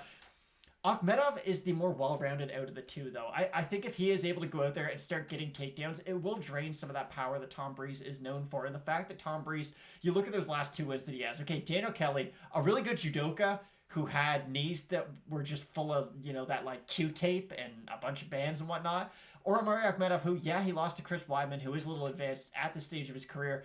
But he lost a wrestling match against Chris Weidman, and I don't really think you can take anything negative away from that. And I mean, with Omari Akhmedov, his base international master of combat sambo and hand-to-hand combat, and obviously it definitely shows as I stutter slightly. You look at the quality of opponent that he's had, and it's consistently gotten better, and he has some very good wins in his UFC career. Again, we went through the last 3. Tim Boetsch, we haven't seen him in a long time. Zach Cummins, he won his last fight. And Ian Heinisch, who, if he's Bangkok ready, he can conquer the entire world. The loss is tricky, but Chris Weidman, say what you will about him. Wrestling's his bread and butter. He went back to it, and it won him that fight ultimately. With Tom Breeze, this could be an X factor. This is really silly, so don't consider it a whole lot. But right now, if you look on Tapology, KB Buller is the 123rd ranked middleweight in the world.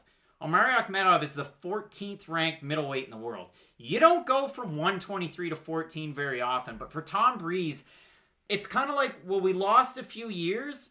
Let's get him going, because if we are, this is the time to do it. 29 years old, he trains with a high quality of guys over in England. He spent time in TriStar, and one of those funny comments that really stuck in my mind, go back and check it out.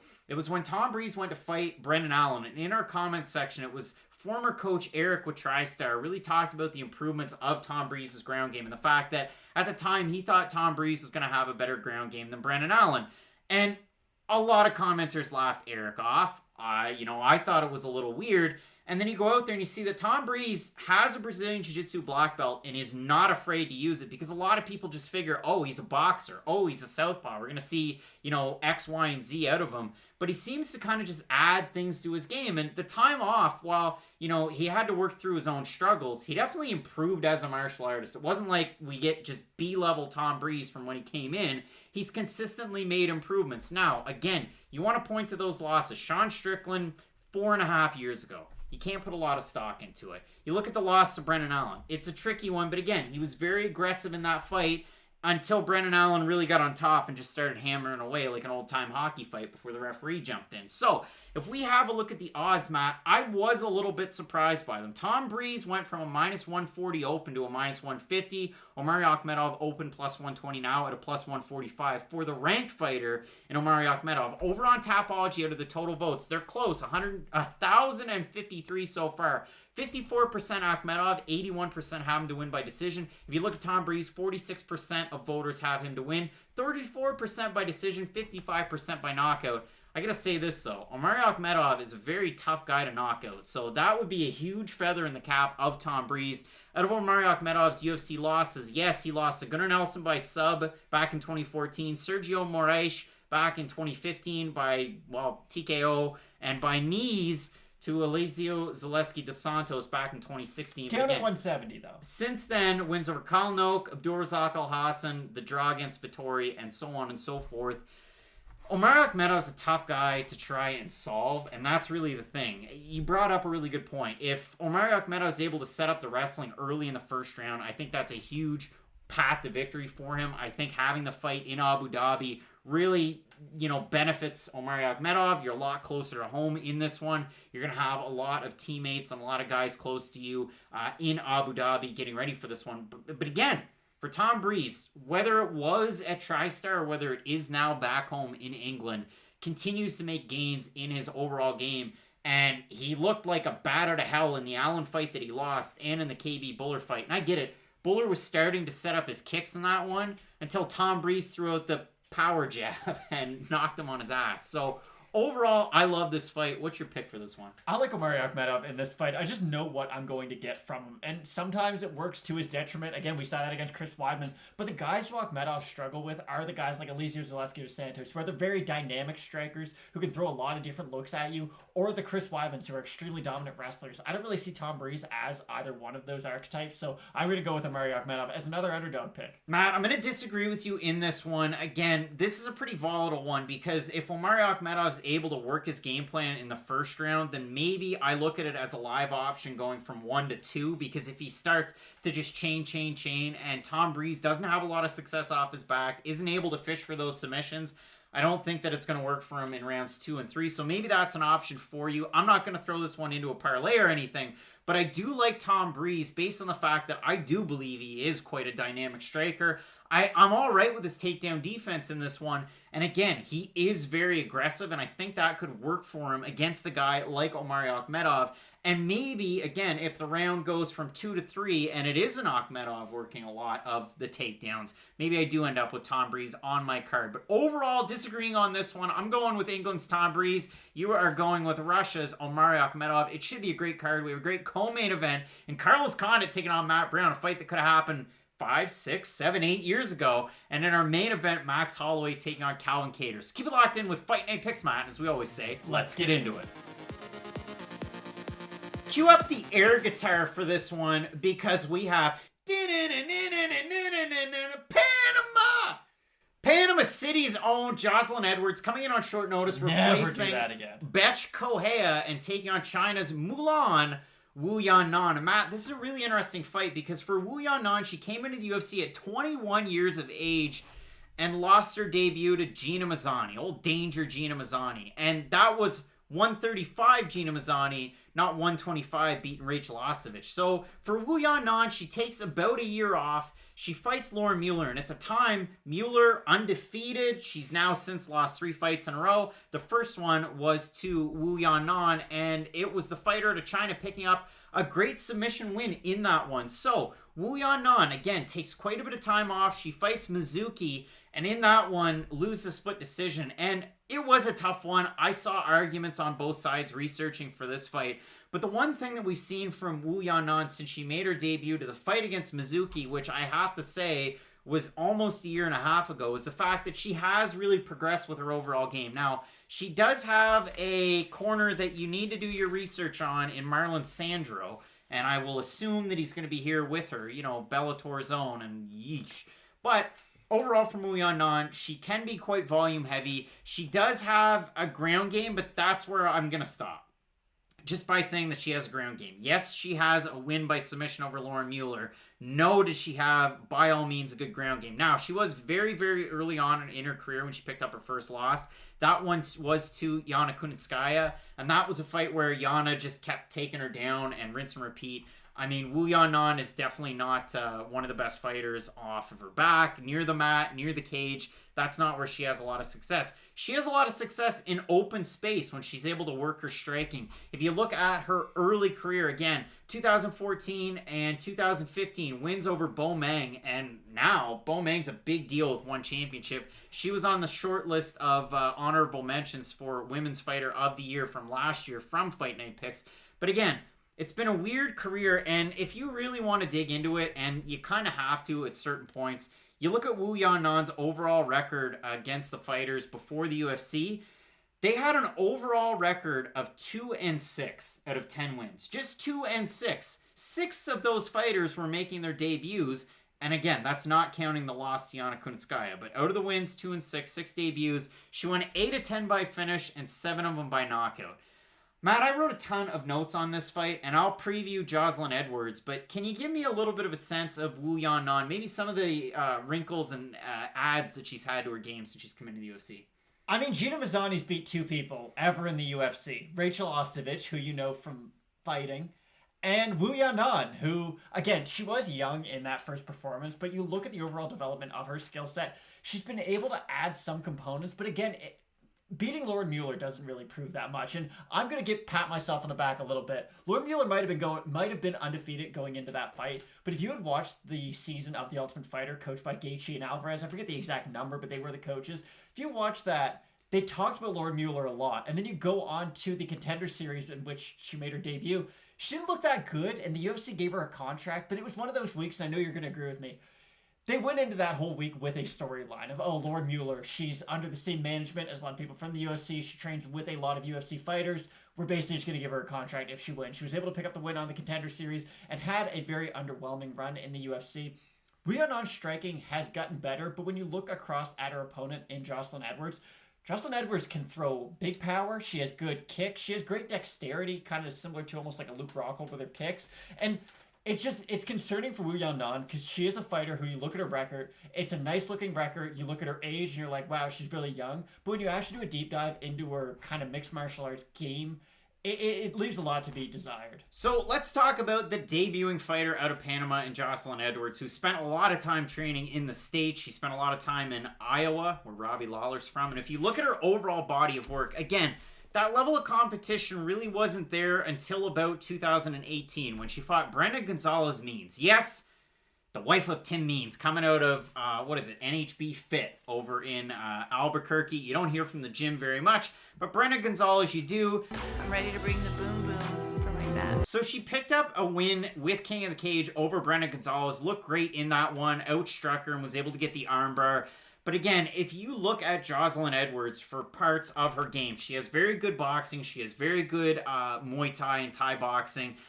Her wrestling and her ground game is a bit of a question mark. You saw that in the split decision loss for the LFA belt back at LFA 55 against Sarah Alpar. And in that one, she went 5 rounds. She loses that fight. You might be down on Sarah Alpar based on her UFC debut against Jessica Rose Clark, and rightfully so if you want to be.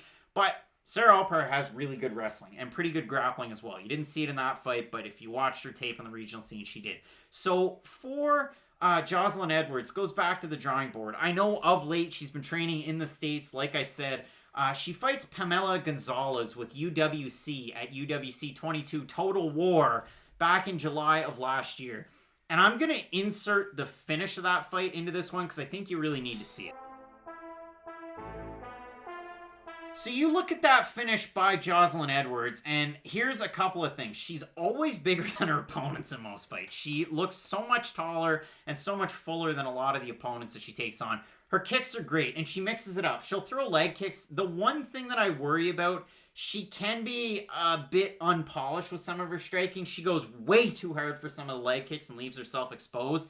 And she goes hard in and blitzes with a lot of her strikes. It worked for her in that Gonzalez fight. But in a lot of her other fights, you see her having success, but it's against, lower tier opponents. So it's one of those things that I worry about. Still very young in her career at 25 years old. I think she has a very high ceiling. It's a tough one. I mean, it really is a tough one. She has a lot of great wins in her career, but it's really tough to tell what you're going to get out of her so far. No, and I couldn't agree more. And that's kind of the case for both fighters. You have two young prospects who at this age and really at this stage of both their development, they're going to make big improvements between every performance. And for Edwards, I just think she has more room to grow in her game. And I don't mean she has more room to grow as in she's the worst out of these two. I just think when you look at her game and you look at her overall ceiling as an MMA fighter, her striking can get better and can get more polished, which is really going to make her, and this is a lot to put on her, going to make her one of the better strikers in the division if she is able to continue to improve.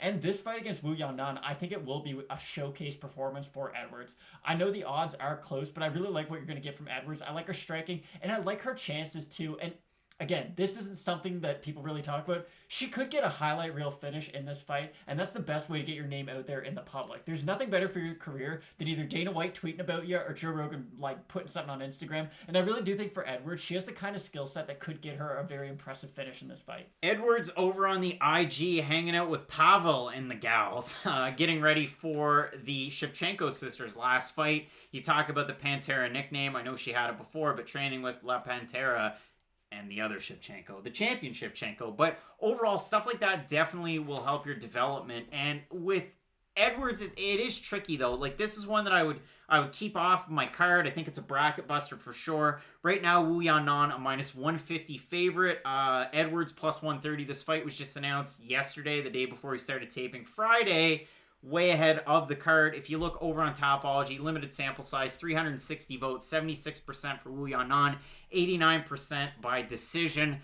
Again, it is a tricky one because with Wu Yanan, the one thing that she does a lot, and we did see that in her last fight against Mizuki, and we saw it a little bit in the fight with Gina Mazzani, but more in the Mizuki fight. She kind of planted her feet, and she'll duck down, throw a right hand, come back up, throw a left hand, and she just kind of rinse and repeat. Like a prime Mike Tyson. She did it a lot, only not so much. It is a tough one to try and figure out. I mean, Wu Yanan, typically a busier striker, with Jocelyn Edwards, a lot of power and fury.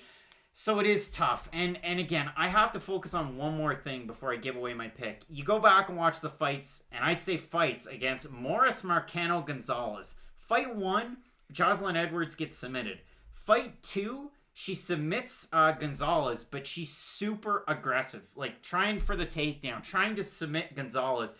The other thing, too, and I said it at the start, Jocelyn Edwards is bigger than a lot of fighters. Please, I implore you, go back and watch UCC 31 against Gonzalez. They look like bantamweight and atomweight. It's not even funny. And for Gonzalez, she's wearing full rash guard, full pants. We're just going in here for a grappling match. It was worlds apart. And I know, she already had a win, so it made sense to take the second fight. But we have seen these improvements in Edwards' game. So I will side with the slight underdog in Jocelyn Edwards here. But again, this is one of the main fights where I wouldn't be surprised if Wu Yanan wins this fight. I wouldn't be surprised if she won a decision here. And if it ended up that Edwards won the first round and Yanan picked up the second and the third. I mean, yeah, no, Craig just said both people can win. Really, any way you can win an MMA fight. Wu Yanan is the more proven fighter just because she's been in the UFC for a little bit longer. But again, beating Lauren Mueller is basically just beating a regional fighter. And Lauren Mueller was just never ready for the UFC to begin with. And just because their fight was in the UFC, I wouldn't really qualify that as a UFC caliber matchup between the two. I like Edwards. I like her ceiling. I think it's quite a bit higher than Wu Yan'an's. And like you had said, it's hard to predict how good both these fighters are going to be on Saturday. But looking forward, I like the game of Edwards. I just want to focus on one more thing before we go. The fact that Wu Yan'an originally scheduled in this bout to be taking on Bethe Correia, a totally different fighter than Jocelyn Edwards. Because with Rowdy Bethe, whether she's hitting herself in the head or not knowing whether or not to walk back to her corner while a fight's still going on, I think Jocelyn Edwards is a tougher test just based on the fact that Edwards will throw with hands, with feet, and she'll throw them everywhere. With Bethe Correia, she's scrappy, but when she pushes a pace, it's a totally different fighter than Jocelyn Edwards. It's a totally different skill set. So I think this can kind of throw a bit of a wrench in the plans of Wu Yan'an versus fighting a fighter like Bethe Correia. I love saying bad things about Bethe Correia, but how dare you? Like, Jocelyn Edwards, we just said her record is extremely padded, but there's a few things about her game that we like. She's not better than Bethe Correia by any means. She's an easier fight than Bethe Correia, because Bethe, yes, you can make fun of her. Her fight IQ is not very high. She knows what to do in an MMA fight. It's my whole thing about basketball. You can be less skilled than someone else, but if you just know where to be on the floor, that counts for a lot. And Bethe Correia is kind of the definition of that for an MMA fighter. She just kind of knows what to do and where to be. For Edwards, there's way too many question marks to make such a bold claim like that, but I do still like Edwards in this fight. All right, Matt, we're both going with a fighter from Panama to get the win in her debut. Both of us going with Jocelyn Edwards here, and really looking forward to the card. We have a lot of great fights. I know there's a lot of big ones to preview. You got Phil Hawes, Nasruddin Imavov coming up next. Punahele Soriano, Dusko Todorovic. So you're going to want to keep it locked in with Fight Night Picks, Matt. As we always say, let's get into it. Somebody's win streak has to end at middleweight. We have France's Nasruddin Imavov taking on Megatron Phil Hawes. And Matt, Calvin Johnson's up for the NFL's Hall of Fame really soon. And we have another Megatron coming in here in Abu Dhabi. And listen, Phil Hawes is a guy that I've heard Rashad Evans talk about for the longest time. And I'd say the comparisons have to be, well, at one point they both trained at Jack Swink, and then they moved to Florida. And for Phil Hawes, representing Stanford MMA, training with some of the best in the world. And this was a guy that, when he came into the Ultimate Fighter, when he ended up on Contender Series, there's always been big things expected of him. And I think for Phil Hawes, the questions started to come in when he was fighting with World Series. Didn't really go his way, but he really has looked good of late. You focus on his last 5 huge wins. You look at the win over Kachimarov Bestayev over on Contender Series, the win over Jacob Malkoun. I will never get over, because you shouldn't have had to pay for that one on a pay-per-view, but it happened, and he looked amazing in that fight. And for MMA Factory's Nasruddin Imavov, we were so high on this guy coming into his MMA debut against Jordan Williams, and didn't he deliver? And I know he might not have won every round on the judges' scorecards, but by the end of it, you could just look at both guys' faces and tell who won that fight. Nasruddin Imavov put on a great performance. There's a lot of comparisons, and even mid-fight, I believe it was Dan Hardy made the comparison between Nasruddin Imavov and his teammate Cyril Gahn, and not just the fact that they wear the same shorts, although one of them probably a lot slimmer waist size wise, but they fight very similar. If you want to have another crack at a guy that fights somewhat similar to Nasruddin Imavov, or looks like him in the stand-up, it's probably Thiago Santos, and the fact that they keep their legs quite spread apart. They're very light on their feet. They keep their hands a little low. But Nasruddin Imavov, a very good striker. If you want to see a good example of just how good his striking can be, not just that Williams fight, but the fight that he had against UFC vet Jonathan Meunier, the Canadian, over with Aries at Aries 1. It's a good example of just exactly what Nasruddin Imavov can do. And maybe he doesn't have the best power, but his volume's there. His grappling's there. He's very good in the clinch. And when he's on the ground, he's not just a fish out of water. No, and I do think that's an important point to bring up, because for Phil Hawes, he can go out there and knock out pretty much anyone in any weight class at any point. Not to say he'd beat Francis Ngannou, but I think he'd have a chance just because he does hit so hard, and especially for this weight class. But Imavov does have the ability to switch it up. If the striking is going poorly for him, I like his wrestling and his overall game a little bit more than I do like Phil Hawes. Now, yes, Imavov is not going to go out there and just start shooting double-A takedowns like he's Gregor Gillespie. He will play the striking game, and that could get him caught early on in the fight. But just as an overall skill set, Imavov does have a little bit more complete game. And For Phil Hawes, listen, Phil Hawes is one of the oldest prospects you're ever going to see. And he's not in the Eric Silva category where you can lose 7 fights in a row and still be considered a prospect and be put in every UFC game. But he is at an advanced age, and he's in that Hani Barcelos category, if you will, where I really like a lot of what they do. I just wish they were about 6 years younger so they could go on the run a little bit earlier. Because for Phil Hawes, at 185, it is a competitive weight class, to say the least. And for you to be 9-2, at 32, you've really got to start picking up big wins quick. And a win over Imavov, yes, that might set you up for let's say a Brad Tavares, if you will, one of those kind of maybe bubble top 15 guys. But Phil Hawes needs to get to work fast. He wants to make something big happen. And the fight against Imavov, I think, is a risky fight to take because for Hawes, I always assumed that the UFC would match him up in a lot of those, we're going to make Phil Hawes fight not Luke Rockhold, but you get the idea. Just sort of a more established name at the end of their career so he can get a more notoriety fairly quick. And for the UFC to be putting him in there against a guy like Nasruddin Imavov, who A, is very elusive, so he's not going to be there for the big power shot constantly, and B, just is kind of a well-rounded guy who does specialize in striking. It's a risky fight for Phil Hawes to be taken. And I mean, Jordan Williams, say what you will about him and how good of a fighter he is. I don't care. He lost to Kazula Vargas on the regional scene. That's kind of a weird loss. But he did crack Nasruddin Imavov a couple of times, but Imavov rolled with the punches. He has very good lateral movement. Phil Hawes moves great in a straight line. Go watch that fight against Jacob Malkoun. And I remember the narrative going into that one was the fact that Malkoun's a training partner of Robert Whittaker. They fight in the same weight class. And this is a classic line. If you ever want to doubt a fighter, it's, nobody wants to fight him. He's 4-0. Nobody wants to fight him. Well, nobody wanted to fight Jacob Malkoun because A, the Whittaker connection, but B, how good he is in jiu-jitsu. Phil Hawes walked in there and under 20 seconds knocked him out with one punch. Yeah, so Malkoun just absolutely melted up against the cage, and that was it. Phil Hawes is a decent-sized favorite in this one. He's a -162, open to -181, so the money's coming in on Imavov, who opened a +159. He's a +135 over on Best Fight Odds. If you have a look over on Tapology, 854 total votes, 77% Hawes, 83% have him to win by knockout. And now I have to dispel one thing that you said, Matt, and I'm not going to harp on it. I'm not going to get upset. I do also believe Nasruddin Imavov has a more complete game in MMA. The one thing is wrestling. Phil Hawes, JUCO national champ. If you watch some of his early fights, he definitely can wrestle. And it's one of those things that I think if Phil Hawes isn't able to land the power shot early, which is definitely a worry if you're a big Phil Hawes fan, then maybe he resorts to the wrestling in the later stages of the first round or the second and third. Nasruddin Imavov, I like as this fight goes on. Again, if he can withstand the early power in the first, maybe you look at him in the second and third.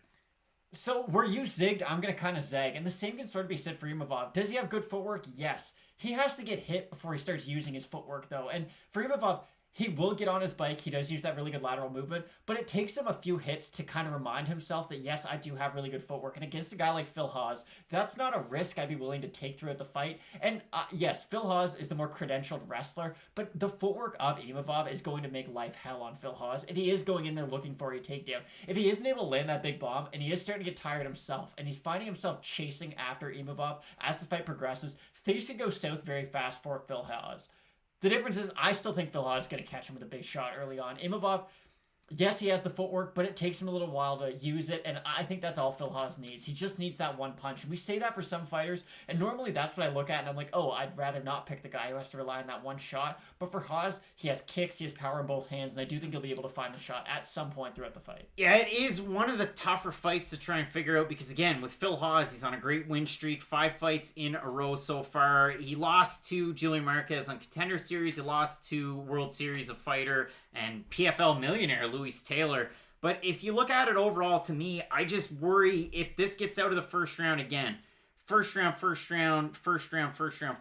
all of these finishes that he's had so far. If it gets out of the first, then yeah, you're definitely going the way of Imavov. And I like Imavov in this fight. The volume, I like the chin, which is something that I should never say, but I halfway Phil Hawes, I halfway like it in this one. And again, I like that lateral movement. So for me, it's MMA Factories. Nasruddin Imavov, Matt, you're going with Sanford MMA's Phil Hawes. Somebody's going to call us a donkey in the comments, and that's just all right with me. But I'm really looking forward to this card. We have a lot of great fights. Matt Brown's taking on Carlos Condit up near the top. You have a great main event between Max Holloway and Calvin Kattar. So keep it locked in with Fight Night Picks, man. As we always say, let's get into it.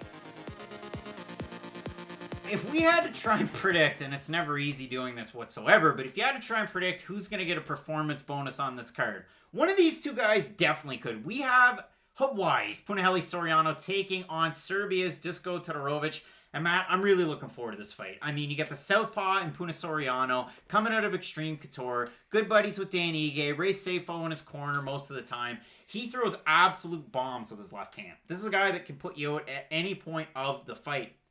And with his opponent, Dusko Todorovic, this is a guy that just moves so quick from point A to point B in straight lines. You go back and watch his fight with Serbia Battle Championship or Challenge, the fight against Michel Pereira, and he just clocks him. He just moves from A to B, pushes him up against the cage, knocks him out, fight's over. Then he comes in on Contender Series, fights the Canadian Teddy Ash, the former Unified champ, and he just wears on him. And it's one of those fights where you always look at wrestling, you talk about grappling, and it's all about the pummels and who's going to win position for underhook. And for Todorovic, what he does is he just goes underhooks, and then he moves position, then he backs off, lands a couple shots, and he's back in, and he's grinding his head against yours, and he's just making it a gritty fight in that one. The first round, that's pretty much the whole first round. It's just Dusko pushing a pace, pushing Ash up against the cage. The second round, Teddy Ash lands a couple of clean shots, Dusko hits him, gross cut under Ash's eye, and then Dusko does the same thing. Pushes him up against the cage, back and forth. Third round's more of the same. One judge had it 30-27. Two of them had it 29-28. Dusko gets a contract. I was a little surprised. Both of these guys main evented on Contender Series. Punahele a little bit more recently, back in 2018 than Dusko. Or rather, Dusko was a little bit earlier than Punahele, or more recent. And then if you look at the fight that Dusko had in his UFC debut, had a lot of time off between the two, he took on Michigan's Daquan Townsend. And say what you want about Daquan Townsend's UFC run. If anything, he was a sucker for punishment. And in that one, Dusko hit him with some absolute shots, some moon shots. I mean, he was like, I don't know, Jose Canseco in the 90s, just ramming it up the fifth deck at the Sky Dome. USADA would not appreciate that. No, but Dusko put on a great performance, and then when the striking didn't work, he took down Daquan Townsend. He got on top of him, hammered away, got the win. For Punahele Soriano, picked up a win over Jamie Pickett on Contender Series.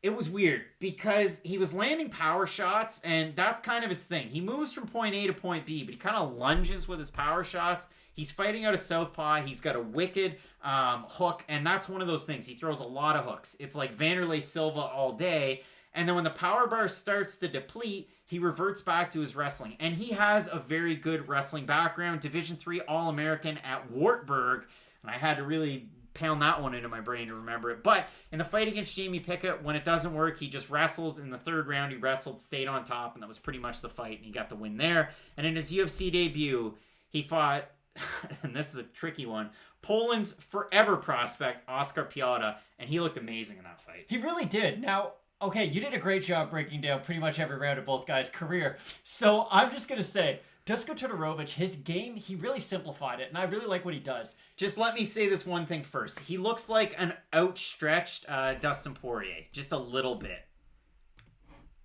As Craig shows off the eyesight of Stevie Wonder, so Dusko Todorovic, he likes to get his opponent up against the cage, and he forces you to make one of two decisions. You're either going to block your head, and he's going to have just exposed hips to go for takedown attempts at, or you are going to block your body, and you are going to try to invite some of those grappling exchanges where if he is getting the takedown, he has really good ground and pound from top position. He won't commit to the ground as much as he'll try to use more of a stack guard and really use that power and throw down on his opponent. For Soriano, the cardio issues are just numerous, and fighting a guy like Todorovic, who is going to bring such an elevated pace, not only with his striking, but with his wrestling game as well, it brings up a lot of concerns. And Soriano, he needs space to land those big shots. He does have really good overhands from left and right. He doesn't just rely on the overhand left, but he does need space to connect in a lot of those shots. And for Dusko Todorovic, when you were describing his style, really, Cain Velasquez is a decent comp. Now, he doesn't have the wrestling credentials of Velasquez, but it's that dirty boxing, that grit and grime, kind of embrace the grind style that Todorovic brings. Now, Todorovic, I would say, much more of a striker than Velasquez was, where Velasquez he was more wrestling heavy, Todorovic more striking heavy. But Todorovic, I really like how Dusko incorporates the wrestling into his striking game. He's always keeping his opponent thinking, and when he is able to back them up against the cage, Your choices are, okay, am I going to either absorb punishment to my head or get taken down and then absorb punishment to my head? I just like the overall game of Todorovic, and you can look, yes, his win in the UFC was over Daquan Townsend. Not the most impressive win, but just look how he was able to finish Townsend. He dominates him for really, you can't find a 10-second period of that fight where you would judge it for Townsend. So I just really like the overall game of Todorovic. I think he has a pretty high ceiling in this division too, just because he is able to do a little bit of everything, and no matter where the fight takes place, he's going to find success. Soriano is going to invite a very fun fight out of him. This will be an exciting fight for as long as it lasts, but I do like Todorovic. And for Soriano, I mean, you look at everybody that he trains with at Extreme Couture. If it's Dan Ige, they do kind of a similar thing to a bit of an extent. Dan Ige definitely more of a wrestler from from the start of the fight to the end of the fight. But Justin James, another guy, you know how good his wrestling is. So what does he do? He throws absolute bombs with his hands.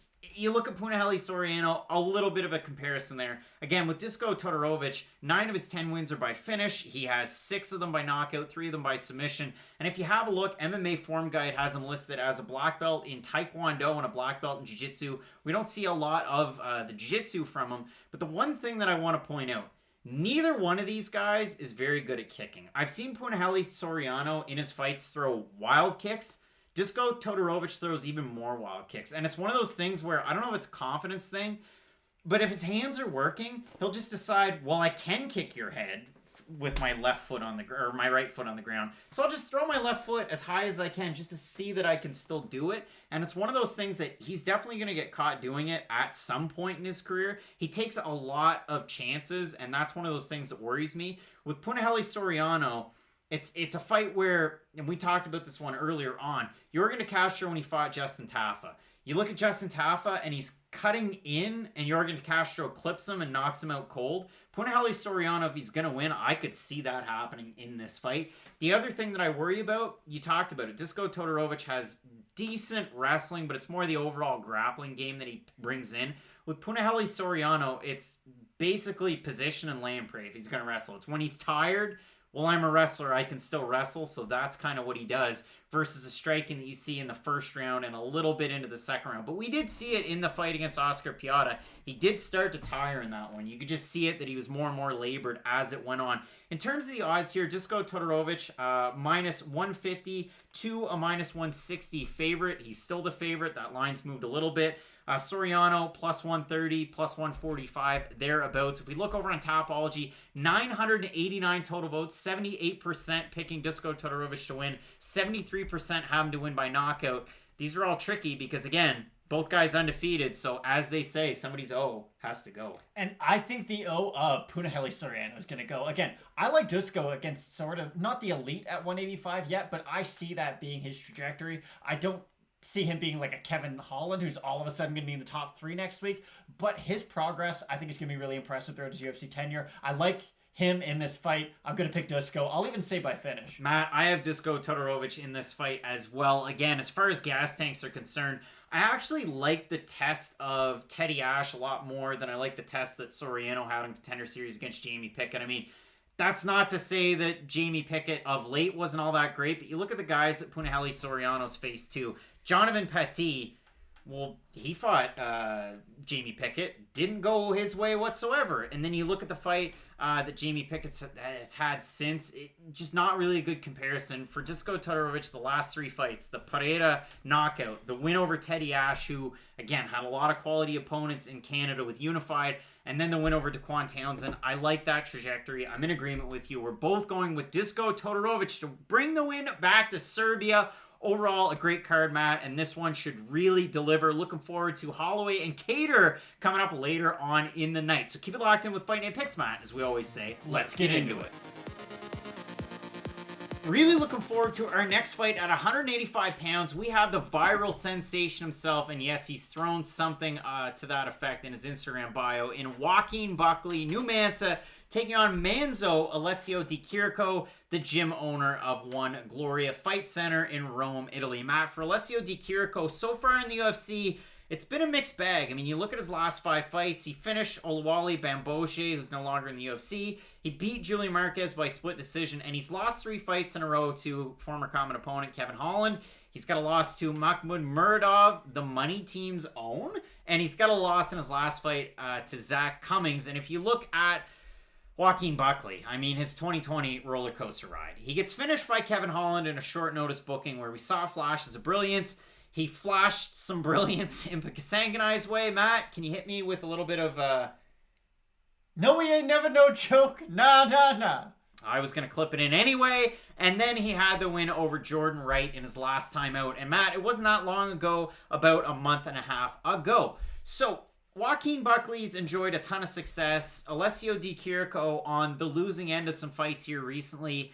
And Matt, I go back to Alessio Di Chirico's last fight against Zach Cummings as one of those ones that just frustrates me because there were a couple of pockets where Di Chirico looked like, oh, well, this is going to go his way. But Zach Cummings, like an old prospector, just kept walking him down, kept going in there, putting in that glory fight and fitness or whatever the hell James Krause gym's called, and just kept pushing forward and really frustrated Alessio Di Chirico. It was a disappointing performance for me out of the Italian fighter, and that's about all I can say there for Alessio Di Chirico. So Alessio Di Chirico has had a weird UFC run, and honestly, this is my favorite matchup Joaquin Buckley's had since entering the UFC. Kevin Holland, he was way too good for Joaquin Buckley at that stage in his career, and then you look at his last 2 wins over other sort of prospects who are in his category. For Di Chirico, win, lose, or draw, you do know what you're going to get. He is similar to an Omari Akhmedov, like we've seen previously on the card, where it doesn't really matter who they're matched up against. You know how they're going to fight. For Di Chirico, he doesn't really do anything all that great. He's just one of those jack-of-all-trades types. He is very clinch-heavy, and that's going to be the interesting part of this fight. We started talking about this a little bit, where fighters are going to meet different speed bumps throughout their career. They're going to have... What's the first fight where I'm going to take a bunch of leg kicks? What's the first fight where I fight a dominant wrestler? When's the first fight where I'm going to get frustrated? And this is going to be that fight for Joaquin Buckley. Because Di Chirico, it's not like he's going to go out there and win minutes by landing big combinations or hurting you. He's going to win minutes by holding you up against the cage and preventing you from doing that to himself. And it's not really a mark on his record or even the way he fights. That's how you get wins. Now, it hasn't really worked for him with the last stretch of opponents. And that may be probably definitely why the UFC's matching up Buckley with him. Joaquin Buckley, really, after the Impic Sanganai win, his career could have gone many different ways. He could have let all that success kind of go to his head, Andy Ruiz style, balloon up in weight, and never looked the same. But he came back and just really looked phenomenal. And the last knockout win that he was able to get, I do see this fight going very similarly to that. Because for Di Chirico, he is quite hittable, and that's sort of the story throughout his UFC career. Go back and watch the Julian Marquez fight. I know it was a win for him, but Marquez was able to land quite a bit. And for Marquez... yes, he was able to beat Phil Haas. He's had some impressive wins throughout his career, but his UFC career has been just strange, if we're being honest. If new man Joaquin Buckley is able to land the exact same shots that Julian Marquez is able to land on Di Chirico, he's going to go to sleep, and I don't think that's a secret. But Joaquin Buckley, there's still so many question marks through his style. A, how good is he on the ground? If Di Chirico is able to get him into that third round, is able to take him down, and is able to sort of incorporate one of those Stipe Miocic, Francis Ngannou type game plans where it's, I'm not going to damage you as much as I'm just going to drain that gas tank. I think it could pay dividend for Di Chirico, and I really do think that's his best way of winning this fight. But for Joaquin Buckley, listen, if you go out there and knock out Di Chirico, people are going to start calling for you to start fighting those borderline top 15 guys. I don't know if he's ready for that at this stage in his career, but I do think if he is able to get this win, those are the type of opponents the UFC will start matching him up with. I mean, the thing for Alessio Di Chirico, it's just frustrating to watch him fight because, you know, you could scream at your TV all day, throw more leg kicks, throw better combinations. He throws a lot of real looping shots to close distance. He kind of does the same thing with his kicks. He uses them to close distance. And how wild was it? He was Italy's best chance to get a UFC belt at one point. Yikes. Now Marvin Vettori Exactly. is in the same weight class, but it's a really frustrating type of guy to watch, especially through these last 3 fights because what regard do you hold Kevin Holland? Pretty friggin' high regard, I would say, after the win over Jacare. All right. Well, how high a regard do you hold Makhmud Muradov? Well, if you're here every week, probably pretty high. I mean, it's not like Floyd Mayweather's throwing money at everybody and anybody to represent in mixed martial arts. How high regard do you hold Zach Cummings? Well, at 170 pounds? Yeah, 185 pounds? Maybe less so. I mean, Zach Cummings is a tricky fighter. His stand-up's good. His grappling's underrated, I would say. His wrestling's all right. But normally, if you're a fighter that can push a pace and you can push Zach Cummings up against the fence, you're probably going to win. Well, Alessio Di Chirico couldn't do that. And that's the thing. You saw Zach Cummings walking him down. What does Joaquin Buckley do very well? Well, he walks fighters down. His power is there. He's good from both hands. He throws good overhand shots. He throws good uppercuts. His jab's quite good. He can throw good kicks. Like, everything points to Joaquin Buckley. So let's look at the odds. Buckley open to minus 275, still at about a minus 275. The lines moved a little bit for Di Chirico. At open, it was plus 235. Now the average on best fight odds is plus 217. Over on Tapology, at a 901 total votes, 93% have Joaquin Buckley, 79% have him to win by knockout. So, if I was going with Alessio Di Chirico, and if you are, let us know down below in the comments, because it is the hipster's pick. He's probably going to frustrate Impa Kasanganay. He's probably going to frustrate Joaquin Buckley. He's probably going to try and throw some kicks to the midsection, to the legs to slow him down, and then he's going to implement his game plan. The trouble that I have with Alessio Di Chirico, and maybe he shored these holes up, he leaves himself open a lot when he throws those looping shots, and Joaquin Buckley, again, looping shots or not, Joaquin Buckley, when he connects, it's with a lot of power. It's with a lot more power than the last two guys that he's faced, and that's crazy for me to say because Mahmoud Murdoch has a ton of power, but Joaquin Buckley right now is on one of those runs where we've got Buckley, we've got Chimaev, and a couple of other fighters right now that are really starting to break through.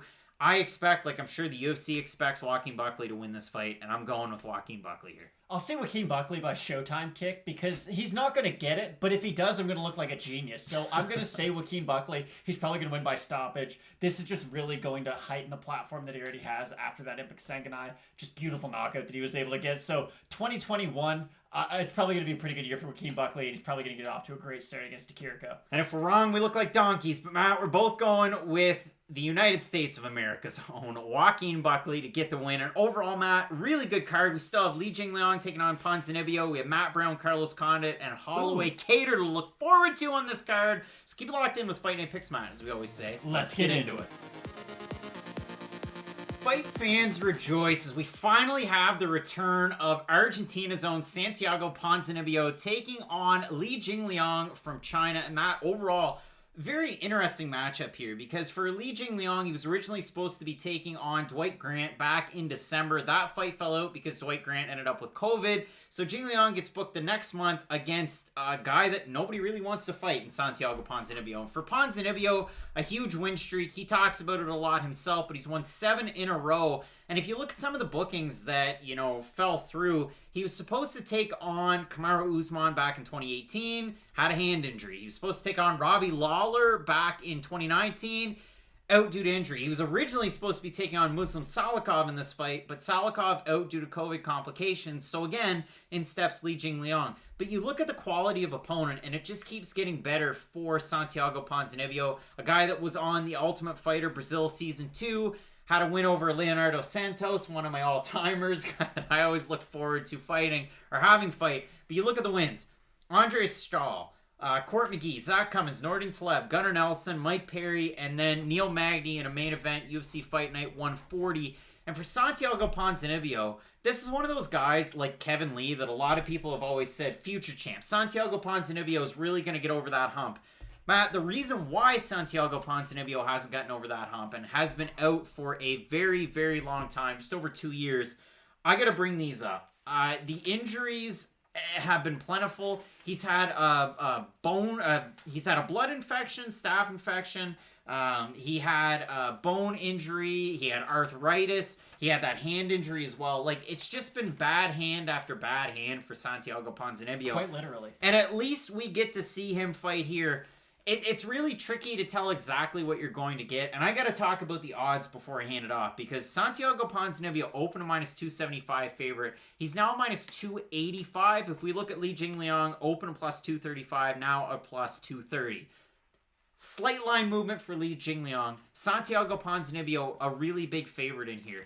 You have to assume that you're going to get 100% Santiago Ponzinibbio. With arthritis in a leg, bone infection, blood infection, and then side effects to medication. Like, if you saw the pictures of Ponzinibbio when this happened, his face blew up. Like, his body blew up and started fighting against him. Like, it's just crazy. Alex Smith almost got his leg completely taken off. And look at him now. He's the starting quarterback for a team in the playoffs. Again, I don't think the infection side of things is what you really have to focus on with Ponzinibbio. With infections, you can get over them. It's not like you're going to have those long-term problems. I understand he is at an advanced age, but it's not like he's been taking damage throughout the past couple of years. And I think that's a really important part, because we see some fighters, they take time off and they just don't look like the same fighter when they come back, because you realize, okay, maybe they weren't training to the same effect as they were when they were an active fighter.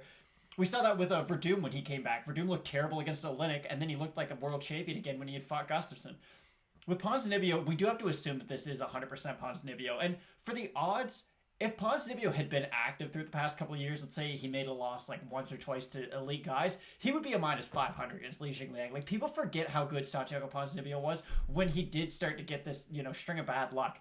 If overhands and calf kicks were a person, they would be Santiago Ponzinibbio. And really, his striking game is a lot more than just that, but that's the bread and butter. He has some of the better calf kicks you'll see across the UFC. And he's really smart with setting up his kicks from his punches, and really vice versa. He can throw single shots because he is so heavy-handed. And I think the hand speed of Ponzinibbio is another really important thing you have to bring up. It's not just the fact that he's going out there Francis Ngannou style, and if he hits you, you go to sleep. Ponzinibbio's hands are absurdly fast, and he can throw crazy combinations and then just really emphasize one strike out of the combo to throw with a lot of power. And that's how he catches guys. The Andreas Stahl fighting, yes, it's not like Stahl's the highest level of competition, but just the way he was able to go out there and finish him, that combination is absolutely beautiful. And with Li Jingliang, we see just many different versions of him. The fighter who fought Eliseo Zaleski dos Santos, you're like, wow, he knocked him out. He dropped him in the first round. TKOs him in the third. It's like, wow, he's really impressive. And then you go back not that long before, and he gets absolutely destroyed by Jake Matthews, who, a fighter in my mind, definitely isn't on the same level as Santiago Ponzinibbio. Now, I understand styles make fights, and Ponzinibbio and Matthews, not like they fight very similar, but I think people just have forgot how good and how special of a talent Ponzinibbio is. I like this for his litmus test coming back into the UFC, because Li Jingliang, like I said, he's going to give you an exciting fight. He's going to bring the fight to you. It matters on how you react to what he's bringing. And if Ponzinibbio is at 100%, he should be able to just kind of wait for the counters. And if Jake Matthews can drop Li Jingliang twice, Ponzinibbio can look at you the wrong way and put you down. I just really like the power in the overall game of Ponzinibbio. I'm not going to lie, though, and I'm going to let this be known right now. I thought he was going to beat Kamaru Usman before they fought, and before Usman ended up fighting Damian Maia. Now, I understand that was years ago. People didn't really figure out how good Usman was, but that's the amount of stock I had in Santiago Ponzinibbio 2 short years ago. And I mean, it's crazy, Matt. Li Jingliang coming out of China top team, and when he fights in China, he looks absolutely amazing, and when he fights outside of China, it just doesn't go his way, and we saw that in his last fight against Neil Magny. That one back at UFC 248 when you had Yoel Romero and Israel Adesanya in one of the best fights I've ever seen. But overall, for Li Jingliang, didn't go his way against Neil Magny. So then you book him against Santiago Ponzinibbio, and there's stories out there this week where Ponzinibbio thinks it's crazy that he's not in the rankings anymore. Boo-hoo. But he's definitely a top 15 fighter on his best day. On his best day, and on his worst day, well, we haven't seen his worst day in a very long time. So I'm eager to see what we get out of Ponzinibbio. For me, again, confidence level a couple of years ago versus confidence level now, I like Ponzinibbio for what he's worth, but this is one that I would hesitate to bet on just due to the fact that he's a huge favorite and we haven't seen him in a long time. He could come out here and again look like Fabrizio Verdum did in his return fight, or he could look like Fabrizio Verdum that wants to get paid by the PFL. So I don't know exactly what I'm going to get out of Ponzinibbio, but I will agree with you in this fact. Whether Li Jingliang wins a fight or loses a fight, the guy comes out here like his Tapology picture, and he will run in with hooks. He'll throw kicks to the body like the David Zavada fight. He'll throw kicks to the head. He'll mix everything in really well. There's not one aspect of his game that's like, wow, Li Jingliang's a power puncher. Li Jingliang's a wrestler. No, he does everything very well, and that's the thing about him. He's a really tough out for a lot of guys. And again, bookended losses, Jake Matthews and Neil Magny, and then you look at the wins that he has. Well, Daichi Abe, not UFC caliber. Then the win over David Zavada. Well, he's on this card. He's pretty good. Eliseo Zaleski dos Santos, lately, a lot to be desired, but at the time, you're right. That's a really good win. So for Li Jingliang coming in here, big underdog. Tapology predictions, 1,005 of them so far. 90% at Ponzinibbio, 54% by knockout, 38% by decision. I'm going to go Ponzinibbio by decision in this one here. I respect that. I'm even going to say finish. I think Ponzinibbio, this could be one of those y'all must have forgot. And I do think the UFC is going to immediately put him in the rankings if he is able to get a win. I feel like the reason they took him out was definitely due to inactivity, not because of anything he had done in the cage. And on his worst day, he's worse than Lorenz Larkin, I guess, but that was years ago, and something that it's not like Li Jingliang can fight like Lorenz Larkin. I like Ponzinibbio. I like him moving forward in the division. I'm excited to see him back in the UFC, though. Matt, I wish we got to see Lorenz Larkin fight in 2020. So do I. Bellator, come on. But overall, I think if Ponzinibbio wins this fight, I mean, there's a short list of fighters that he could face. Who doesn't want to see Leon Edwards. Ponzinibbio against Leon Edwards, against Wonderboy Thompson? Like, we're talking divisions Inject those elite. into my veins. Please give us those fights. And if Li Jingliang picks up a win here, holy smokes, top 15. We're giving him some top bookings as well. But again, fans, the odds, everybody going with Santiago Ponzinibbio. Let us know down below who you're going with. We're going with Santiago Ponzinibbio, and we have a great fight card coming up. We have two really big fights to profile after this one, and Condit and Brown in our main event, Max Holloway taking on Calvin Kattar. So keep it locked in with Fight Night Picks, Matt. As we always say, let's get into it. And Matt, support for Fight Night Picks is brought to you by Manscaped. And who's the best in below the waist grooming? Matt, Manscaped offers precision engineered tools for your family jewels. Now, Matt, I'm the type of guy that shaves my nuts in the shower. And let me tell you about the Lawnmower 3.0. That light, you might think, hey, that's a little silly. No. Game changer. Absolute game changer. I mean, it's got a ceramic blade. And again, if you're like me, you're showering and you're shaving your nuts, it can get a little bit tricky. Now, I put this in some pretty compromising positions. Namely, it was just in Matt's lap in a box. But when I'm in the shower trying out this There's a reason I here, don't touch the products, folks. yeah, I mean, it does work very, very good for me. And listen, when I'm not shaving my nuts and showering, I have to also point out, they make the Weed Whacker. And I've talked about this on the show before. Can't see I it. have profuse nose hair. It's an issue. I also have a couple of white eyebrow hairs, if you were concerned. I'm not an ear hair guy, but they make the Weed Whacker so you can shave your ears, but live and on camera for you, that's how easy it is to shave your nose hair. And listen, I bought some of these kits from the big brand department stores. A lot of these trimmers are poorly made, and a lot of them have a lot of metal components that you can't use in the shower. I've rusted out some of these types of trimmers before. They encourage you to use this. They encourage you to use this in the shower. And again, the Weed Whacker is one of those products that you might think, well, yeah, I've got a nose hair trimmer or I plucked them. But this one definitely works out quite well. So like I said, new and improved Lawnmower 3.0. It's a third generation trimmer with a ceramic blade. Waterproof technology allows you to use it in the shower. And let's not forget about the charging stand. Now, I talked about this pre-holidays, and hopefully you had a good holiday season. But now we're into 2021. And if you want to rock the bathroom, toss that bad boy on that charging stand. Put it there on the sink, the vanity. It's going to be the highlight of the bathroom experience for somebody. Somebody's going to walk into your bathroom. If it's not you, if it's not your cat or dog or pet or significant other or a freaky friend that you're bringing over on the weekends, make sure you're wearing your mask. They're going to really enjoy this. So make sure you check it out. If you're listening right now, I want you to experience it for yourself firsthand. Get that bush and tush clean. Get 20% off and free shipping with the code FNP at manscaped.com. Make your testes your besties. Matt, if you go with the Perfect Package 3.0, you get the great box and everything that's within it. You get the Crop Reviver Ball Toner. It's a great spritz for your nuts. It works wonders. The one thing that I really like, and I got to pull it out here now, the Crop Preserver Ball Deodorant. It's like a salve. You put a little bit, slap it on down there, keep everything Exactly nice and what it high and sounds tight. like. But it does work very good, and it leaves you long-lasting freshness. There's other goodies in here. I have to point out the fact that they have a great pair of boxer briefs, Manscaped right there. I'm not upselling, but they do work very good. Those boxer briefs are very comfortable. A nice shirt will come with that Perfect Package 3.0. Your balls will thank you right on the front. And who doesn't need a nice leather toiletry case with Manscaped slapped on the front of it? All good products, all worth your time, and make sure you check them out. You're supporting them, but you're also supporting the channel and the boys with Fight Night Picks. If you're not checking out the merch on the merch stand, fightnightpicks.com. It's manscaped.com. Get 20% off and free shipping with code FNP at manscaped.com. That's 20% off and free shipping at manscaped.com. Use the promo code FNP. Your balls will thank you. How could you not be excited for a co-main event of the evening at 170 pounds? We have the former WEC and UFC interim welterweight champ Carlos the Natural Born Killer Condit taking on the immortal Matt Brown. And what a career it's been for both these guys, but namely Matt Brown, a guy that came in on The Ultimate Fighter back when the seasons were in single digits, tough 7.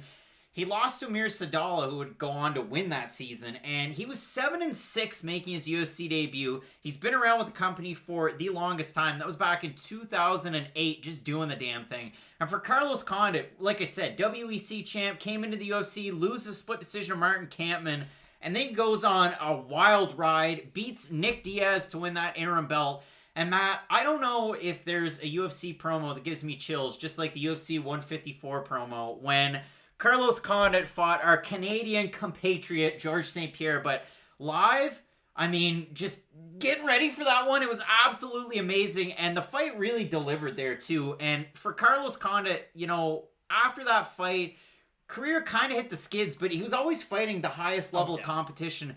The one problem with Carlos Condit that we really did see throughout his career was the fact that his style really didn't change. It was just Carlos Condit from point A to point B. And I mean, really, a lot of people like to focus on Carlos Condit's 5-fight losing streak that he had before he won his last fight against Court McGee. But if you look at those since 2015, Robbie Lawler, then we're talking Damian Maia, Neil Magny, Cowboy Oliveira, and Michael Chiesa. And yes, maybe Cowboy Oliveira is a little bit of a chintzy call, but those are high-level guys. At one point, Cowboy was ranked in the division. For Matt Brown, he had the 3-fight losing streak against, you know, questionable characters. I know the fight against Jake Ellenberger, a little bit of a tough one. The fight against Donald Cerrone, an all-timer. And then he took some time off. And he comes back. And he fights Diego Sanchez. And he beats him. And he finishes him. And then he fights Ben Saunders. And he finishes Killa B. And then he takes some more time off. And is he retired? Isn't he retired? He fights Miguel Baez in his last time out. He had one flash of brilliance in that one, Matt. I'll let you take it over because at points, he looked good in that fight. So Craig rolled his eyes forever when I told him that Matt Brown actually had success in this fight. And then we both rewatched the fight together, and even he will admit, Matt Brown had Baeza in a lot of trouble in that fight. And it is weird because neither guy's style has changed throughout their fight, or throughout their careers. Their durability has, and Carlos Condit, luckily, he's been able to keep his same level of durability. One of the greatest chins, I think, really in MMA history, much less just the UFC. Carlos Condit can basically get hit by a brick and not react to it whatsoever. He has eaten bombs from guys like Robbie Lawler, from guys like Neil Magny, caught him with a lot of clean shots, and there's a weird fighter to bring up. Stun Gun hit him with a lot of clean shots. Like, Carlos Condit's been in there and been cracked, and one thing that he's never been is TKO. The only TKO loss he's ever had was due to a knee injury from Tyron Woodley. It wasn't even due to being cracked or anything. Matt Brown, though, at the start of his career, really good durability. He's always had a weird susceptibility to body shots, but as his career has progressed, listen, you don't get a nickname like the Immortal, and you don't get a reputation like Matt Brown's by being in boring fights. The issue is, when you're in exciting fights all the time, eventually that durability will start to chip away. And at this stage of his career, Matt Brown is a bit of a glass cannon. If he catches you clean, he can knock out anyone. And I am still quite confident in that. If you get in there in just a striking fight with Matt Brown, he has a lot of chances to hit you. He's got phenomenal elbows. And that's what most people know Matt Brown for. It's the clinch work, it's the elbows, the knee, just the overall Muay Thai of Matt Brown. But when he gets caught, he can get put down. And for Carlos Condit, we hadn't seen him really sit down on a lot of his shots, especially throughout that big losing streak. But when you look at the guys we lost to in the losing streak, first off, I thought he should have beat Robbie Lawler for the title at UFC 195. That was their best fight, well, one of the best fights ever, but also just fight of the year 2016. So I thought he should have won that fight. He loses to Damian Maia, a guy who only shoots for takedowns, something Matt Brown's not going to do, or probably not. Then he loses to Neil Magny in a fight where I actually thought Carlos Condit looked really good against Neil Magny. That's a weird performance. If you go back and look, there's a good argument for Condit winning 2 of those 3 rounds, but you lose to Neil Magny, no big deal. The Alex Oliveira fight, he gets hit with a crazy up kick, kind of gets dropped, if you will. That's one of the few times we have seen Condit quite hurt, and he basically falls directly into a guillotine. Again, a grappling heavy fight, though. And then Michael Chiesa, one of the better grapplers. There's a reason he is main eventing just, I guess, on Wednesday. Carlos Condit struggles with grapplers. Matt Brown is not going to grapple with Carlos Condit, and that's the best news in the world if you're Carlos Condit. The one performance, though, from Matt Brown's career that you can take confidence from, when he fought Wonderboy Thompson. In that fight, he's getting lit up on the feet. Yes, it's a young Wonderboy, but a young Wonderboy fights a little bit like Condit. I have no takedown defense, my ground game's not great, but on the feet I'm very, very dangerous. Matt Brown just went and took down Wonderboy over and over again. Really good ground and pound. He just sort of dominated that fight, made it a really ugly fight as it progressed. If Matt Brown wants to beat Carlos Condit, that's really the blueprint. You go in there, shoot a lot of takedowns, work some of the clinch. I know Condit's strong in the clinch, but I would also argue that Matt Brown is one of his strongest positions. And if you can make this an ugly fight, get him up against the cage, start landing those elbows, go for takedowns, I think Matt Brown can have a lot of success. The issue is he's going to have to close the distance at some point. And Carlos Condit, even at this stage in his career, we saw it in the Court McGee fight. Court McGee's a pretty good wrestler, and Carlos Condit put him down bad in that fight. How many people were sitting there watching that fight, screaming at their televisions? Because I might not have been screaming at my television, but I saw so many people screaming into their phones on Twitter, "Hey, Court McGee, take the guy down." But Court McGee couldn't, because every time he went to close distance, Carlos Condit would start hitting him Put to them where tangs on him. yeah, he had to start backing up, and it didn't work for him, and Carlos Condit was able to just kind of run away with the fight. For Matt Brown, yeah, it's one of those ones where you look at the losses. Jake Ellenberger with the body kick. You look at Donald Cerrone with the head kick. Great fight. Then he wins 2 fights. Diego Sanchez, mixed bag. I mean, the Mickey Galls of the world, like, it's hard to tell. The highlight's nice. He beat Michel Pereira, so there's that. But again, yes, the highlight for Matt Brown, disgusting knockout. The win over Ben Saunders, Killer Bee's been over the hill for a while. I know after he beat Jake Ellenberger, Ben Saunders backstage said he wanted to build his way up to a title, but it just didn't happen. But he was good in Bellator way back when. And then for Matt Brown, the fight against Miguel Baeza, again, he knocks him down to the point where Baeza, and again, on UFC stats, might not count as a knockdown, whatever, but Baeza basically does like the 4 fingers, propping himself back up, pops up, and then eventually finishes Matt Brown. So you might have laughed or snickered at the start when I said, well, he had flashes. He did have flashes, and then he got knocked out. For Carlos Condit, again, you look at the Maia fight, gets submitted, loses the decision to Magny, loses by submission to Oliveira, loses by submission to Chiesa, and beats Court McGee. Matt Brown's, I'm not saying his wrestling's bad, I'm not saying his grappling's bad, but is it good enough to beat Carlos Condit? I don't know yet. I guess I really have to see that next Saturday. So we'll find that out if he's able to initiate the grappling. But if we look at the total votes on Tapology, Matt, 836 total votes, 83% of Carlos Condit to win, 71% have him to win by decision. For Matt Brown, the 17% that have him to win, 39% are by knockout, 51% by decision. If we have a look at the odds, Carlos Condit is a decent-sized favorite. Minus 164 at this point on best fight odds. Open to pick 'em fight at minus 110. For Matt Brown, he's now at a plus 136. So, Condit's the favorite. They opened even. Condit is the favorite. I expect that line to continue to grow for Condit into next weekend. And ultimately, I'm going with the guy that is not celebrating a birthday during fight week. I'm going with the man who is not 40 like Mike Gundy. I'm going with Carlos Condit in this fight. Again, we've seen maybe, the volume isn't there like it used to be from Carlos Condit. Maybe the power isn't there like it used to be from Carlos Condit. But the things that got him to the dance are the same things that he's doing now. His takedown defense is absolutely piss poor. It has been his whole career. I don't expect this to be the fight that he had like against Dan Hardy when both guys land, like Brennan and why can't I think of John C. Reilly's character from Step Brothers? For some reason, I just can't. But in that golf club baseball bat sequence that they had in that fight, I don't expect that to happen in this one. But ultimately, I see Carlos Condit getting the win here. So the top comment under the Tapology predictions really sums up how I feel about this fight. Give credit where credit's due. TKO won by Golfy77. Carlos Condit, TKO round 2. Hopefully neither gets hurt badly. It's really how I feel about this fight. 2 of my favorite fighters really of all time, and I know we're not seeing the best versions of these guys in the cage together. Dale was John C. Reilly's character. But luckily, we are going to eventually get this fight. I'm really excited. I agree. I think Carlos Condit's going to be able to get done. Just really the overall durability of him, I like a lot more than I do of Matt Brown. Matt Brown is going to have opportunities in this fight, and it will be interesting to see how much, or really if he does decide to grapple at all. But I'm going to go with Carlos Condit, probably by TKO. Matt, really looking forward to this fight. We both have the natural-born killer to get the win in this one. And that means that there's only one fight left to look over, to preview, to get excited about. We have Calvin Kattar taking on Max Holloway. I mean, Matt, Calvin Kattar in his second main event so far, and the last fight was main event against Dan Ige. For Max Holloway, his 8th straight main event. It's going to be absolutely insane. Really looking forward to it. So keep it locked in with Fight Night Picks, Matt, as we always say. Let's get into it. On paper, this has the opportunity to definitely win Fight of the Night honors. In our main event, we have Max Holloway blessed taking on the Boston finisher Calvin Kattar. And how could you not be excited for this fight at featherweight? You have 2 primary strikers, 2 of the best pure boxers in MMA, in Holloway and in Kattar. And Matt, for Calvin Kattar in his last 5 fights, The one loss is to Zabit Magomed Sharipov in a weird fight that, under normal circumstances, should have been 5 rounds. It was only 3. Zabit ran away with the first 2. In the third, though, Calvin Kattar started to gain some ground, and a lot of people, of the mindset that if that fight was 5 rounds, Kattar would have won, but we'll never know. So if you look at the 2 wins before that, we've got Chris Fishgold back UFC Moncton in Moncton, New Brunswick, Canada. The win over Ricardo Lamas where he finishes him. You look at the win over Jeremy Stevens, it's a finish there. And then a decision win over Dan Ige where Calvin Kattar took that fight over pillar to post. And for Dan Ige, there were some question marks going into that one. Did he really win the Barboza fight? But wow, did Calvin Kattar ever look good in that one against Dan Ige? And if you look at it for Max Holloway, his last 5, bit of a mixed bag. He beats the brakes off of Brian Ortega a couple years ago, UFC 231 in the main event.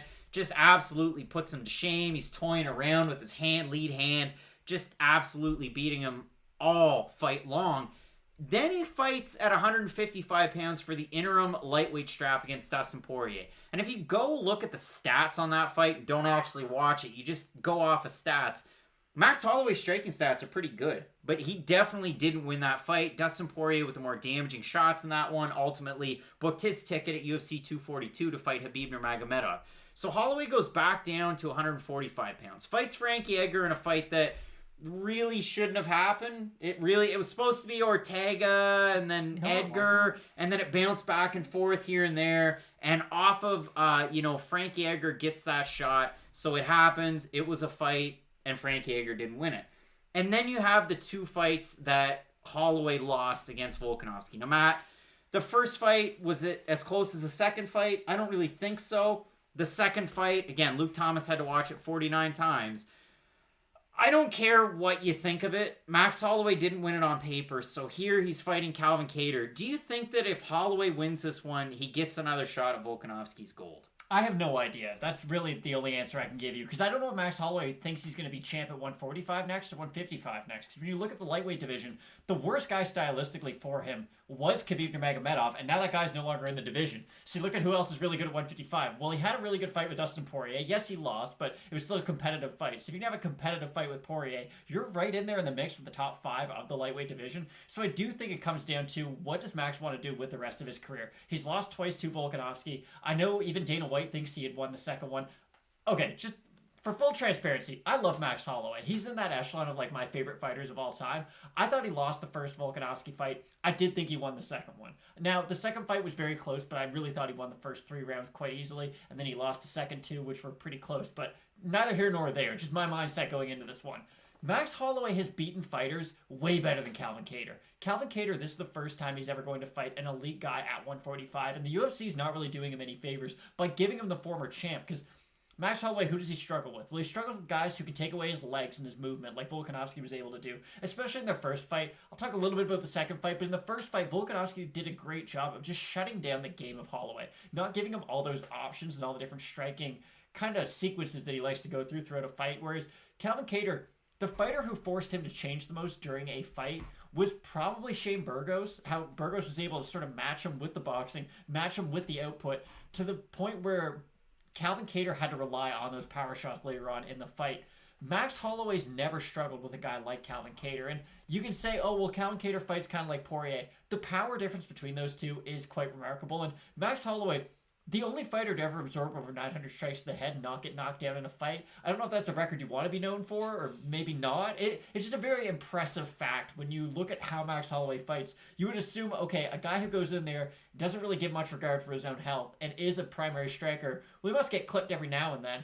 Not really. And even when he does, he reacts really well to it. Now, Poirier was probably the only guy who was able to really rock him in a fight. We've never seen Holloway get tagged and get hurt like that before. I don't think Calvin Kattar will have that same effect on Holloway. I think we'll be able to set up some of those shots like Poirier was able to. And if Kattar is able to start planting his feet and throwing in combination, he'll have success. The issue is, if you're planting your feet to try to throw with power to beat Holloway, because I think that's the only way he can beat Holloway, he's just going to be able to move his feet constantly and circle around you. And Max Holloway does something very similar. You see a lot more in boxing than you do in MMA. Where in boxing, I'm going to land my combinations, then I'm going to try to get to your back. Because if I'm on your back constantly, you can't throw punches at me. You look at a guy like Lomachenko's the obvious choice, of course, but Lomachenko would throw his combination and then shift around to behind you and always kind of get behind your hip. Max Holloway does a very similar thing, only in MMA, where he'll throw his combination and he kind of darts to either the left or the right.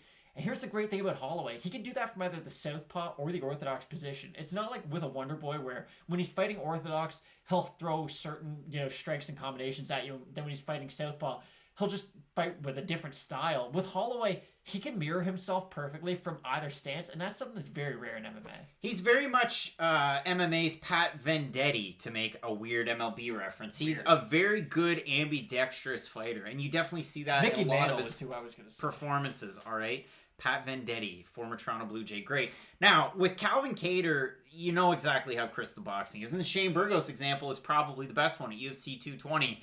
And watching it from the nosebleeds at TD Garden, I just had the opportunity to see, just how technical Calvin Kattar can be. And I think that fight really opened him up to a bigger audience. I know, if you're a fan of, fighting in New England, the fact that he owns Combat Zone, the promotion in New Hampshire, and he markets those fights and pushes them, he's definitely a student of the game, and we've just seen a good progression in that overall game. And again, a lot of people like to point to the fact that the New England cartel, they're really taking over. Manager Tyson Chartier, whether he's coach, manager, what have you, really puts together a good team with a good skill set. Now to Lauzon's MMA, we've seen not just Joe, but Calvin Kattar and very recently Rob Font putting on really impressive performances. So we've seen Calvin Kattar go from beating a guy like Shane Burgos, who I still hold in very high regard at 145, even off of that loss and even off of the fight against, I wanted to say Jeremy Stevens, but Josh Emmett, still hold him in high regard. The Chris Fishgold fight was a little weird because, again, we're moving levels here, but the former Cage Warriors champ, a good jiu-jitsu out of Chris Fishgold.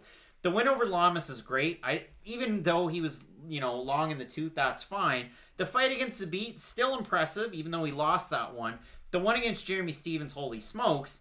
And then the last one against Dan Ige. I don't think it is the one against Jeremy Stevens, holy smokes. Again, there's a lot of negatives from that fight that I think people glossed over just because the knockout itself was so spectacular from Kattar. People forget he got his nose broken, and that first round, Jeremy Stevens chopped his lead leg up really bad and landed a lot of combinations. And not to take your whole point, but if Jeremy Stevens can land combinations on you, Max Holloway definitely can. You didn't let me finish where I was going to go with it. The fact that you parlay a fight against Jeremy Stevens where you go through adversity and then not long after. So he breaks his nose. And again, 7 months, 3 weeks ago from the day that we're filming this today. A few months later, you go into a fight with Dan Ige. And that's where the question marks come into my mind is, well, again, you broke your nose pretty bad early on in that fight. You absorbed a lot of damage. How's Calvin Kattar going to look in a fight against Dan Ige? Because again, totally different fight styles from Stevens to Ige. From Ige, you're going to expect a lot of takedowns. You're going to expect him to close the gap quite a bit. Well, Calvin Kattar did an excellent job in that fight. Now, we look at Max Holloway, a fighter that has been there and done that for the longest time. Again, this is his 8th main event in a row. You had all of those title fights. What did he really struggle, up against when he had some of those fights? A lot of lateral movement, a lot of Volkanovski darting in and out, side to side, using those leg kicks. He was really tough to try and find and try and hit. Max Holloway, you talked about it. He has fought a lot of fighters that utilize the forward motion that really have to cover distance to get wins. Jose Aldo, Anthony Pettis are probably prime examples. But again, you can go to Lamas, you can go to Stevens. And the Oliveira fight, I wouldn't point to a whole lot just because you've seen so much success more so at 55 than at 45 from Charles Oliveira. So forget about that fight. But Stevens, Lamas, Pettis, and Aldo, those are the ones that I would really try and lump in. Now, Calvin Kattar, the thing that he does very well, it's distance control, it's distance management, and the fact that he doesn't have to crash the pocket to find success. He really doesn't. He can strike from distance incredibly well. So that's what's going to pose a problem for Max Holloway. That's where you're going to probably see success from Kattar if you do see it. I don't see that really happening in this fight. So I want to focus on the Tapology votes and the odds in this one, Matt. 1,184 total votes on Tapology so far. 76% have Holloway. 76% have him to win by decision. 17% have him to win by knockout. If we look at the odds, Holloway is a slight favorite. Not a decent favorite, which kind of surprised me. Open to minus 135, now at a minus 170. For Calvin Kattar, open to plus 115 at a plus 135 now. Honestly, and maybe it's just a little bit of the shine of the fact that Holloway had all those title fights. And again, he is 2-3 in his last 5. I'm slightly surprised that Holloway isn't more of a favorite here. Oh, without a doubt. And just to add one thing to a previous point, a performance I really do think you have to go back and put a lot of stock into is what Max Holloway was able to do against Cub Swanson, because that was his first time fighting an upper echelon guy at 145. Not only did he outbox a primary boxer in Cub Swanson, at the time, I do think Swanson's style is quite similar to Kattar. He throws a lot more kicks, but just the fact that they do throw big looping shots in the feet. Also, Max Holloway might be as good of a boxer as Calvin Kattar. That's the best thing Calvin Kattar does, though. We're not taking into account Max Holloway has a really good kicking game. I know we don't see it a lot, but when we do see him use his kicks, they're always very good. The Ortega fight, he incorporated a few more into, and they were a really key component. And also, he has a great ground game. You just don't see it because his striking is at such a kind of a Hall of Fame level, if you will, whereas Max Holloway, one of the better pound-for-pound strikers really of all time when you look at him at his best.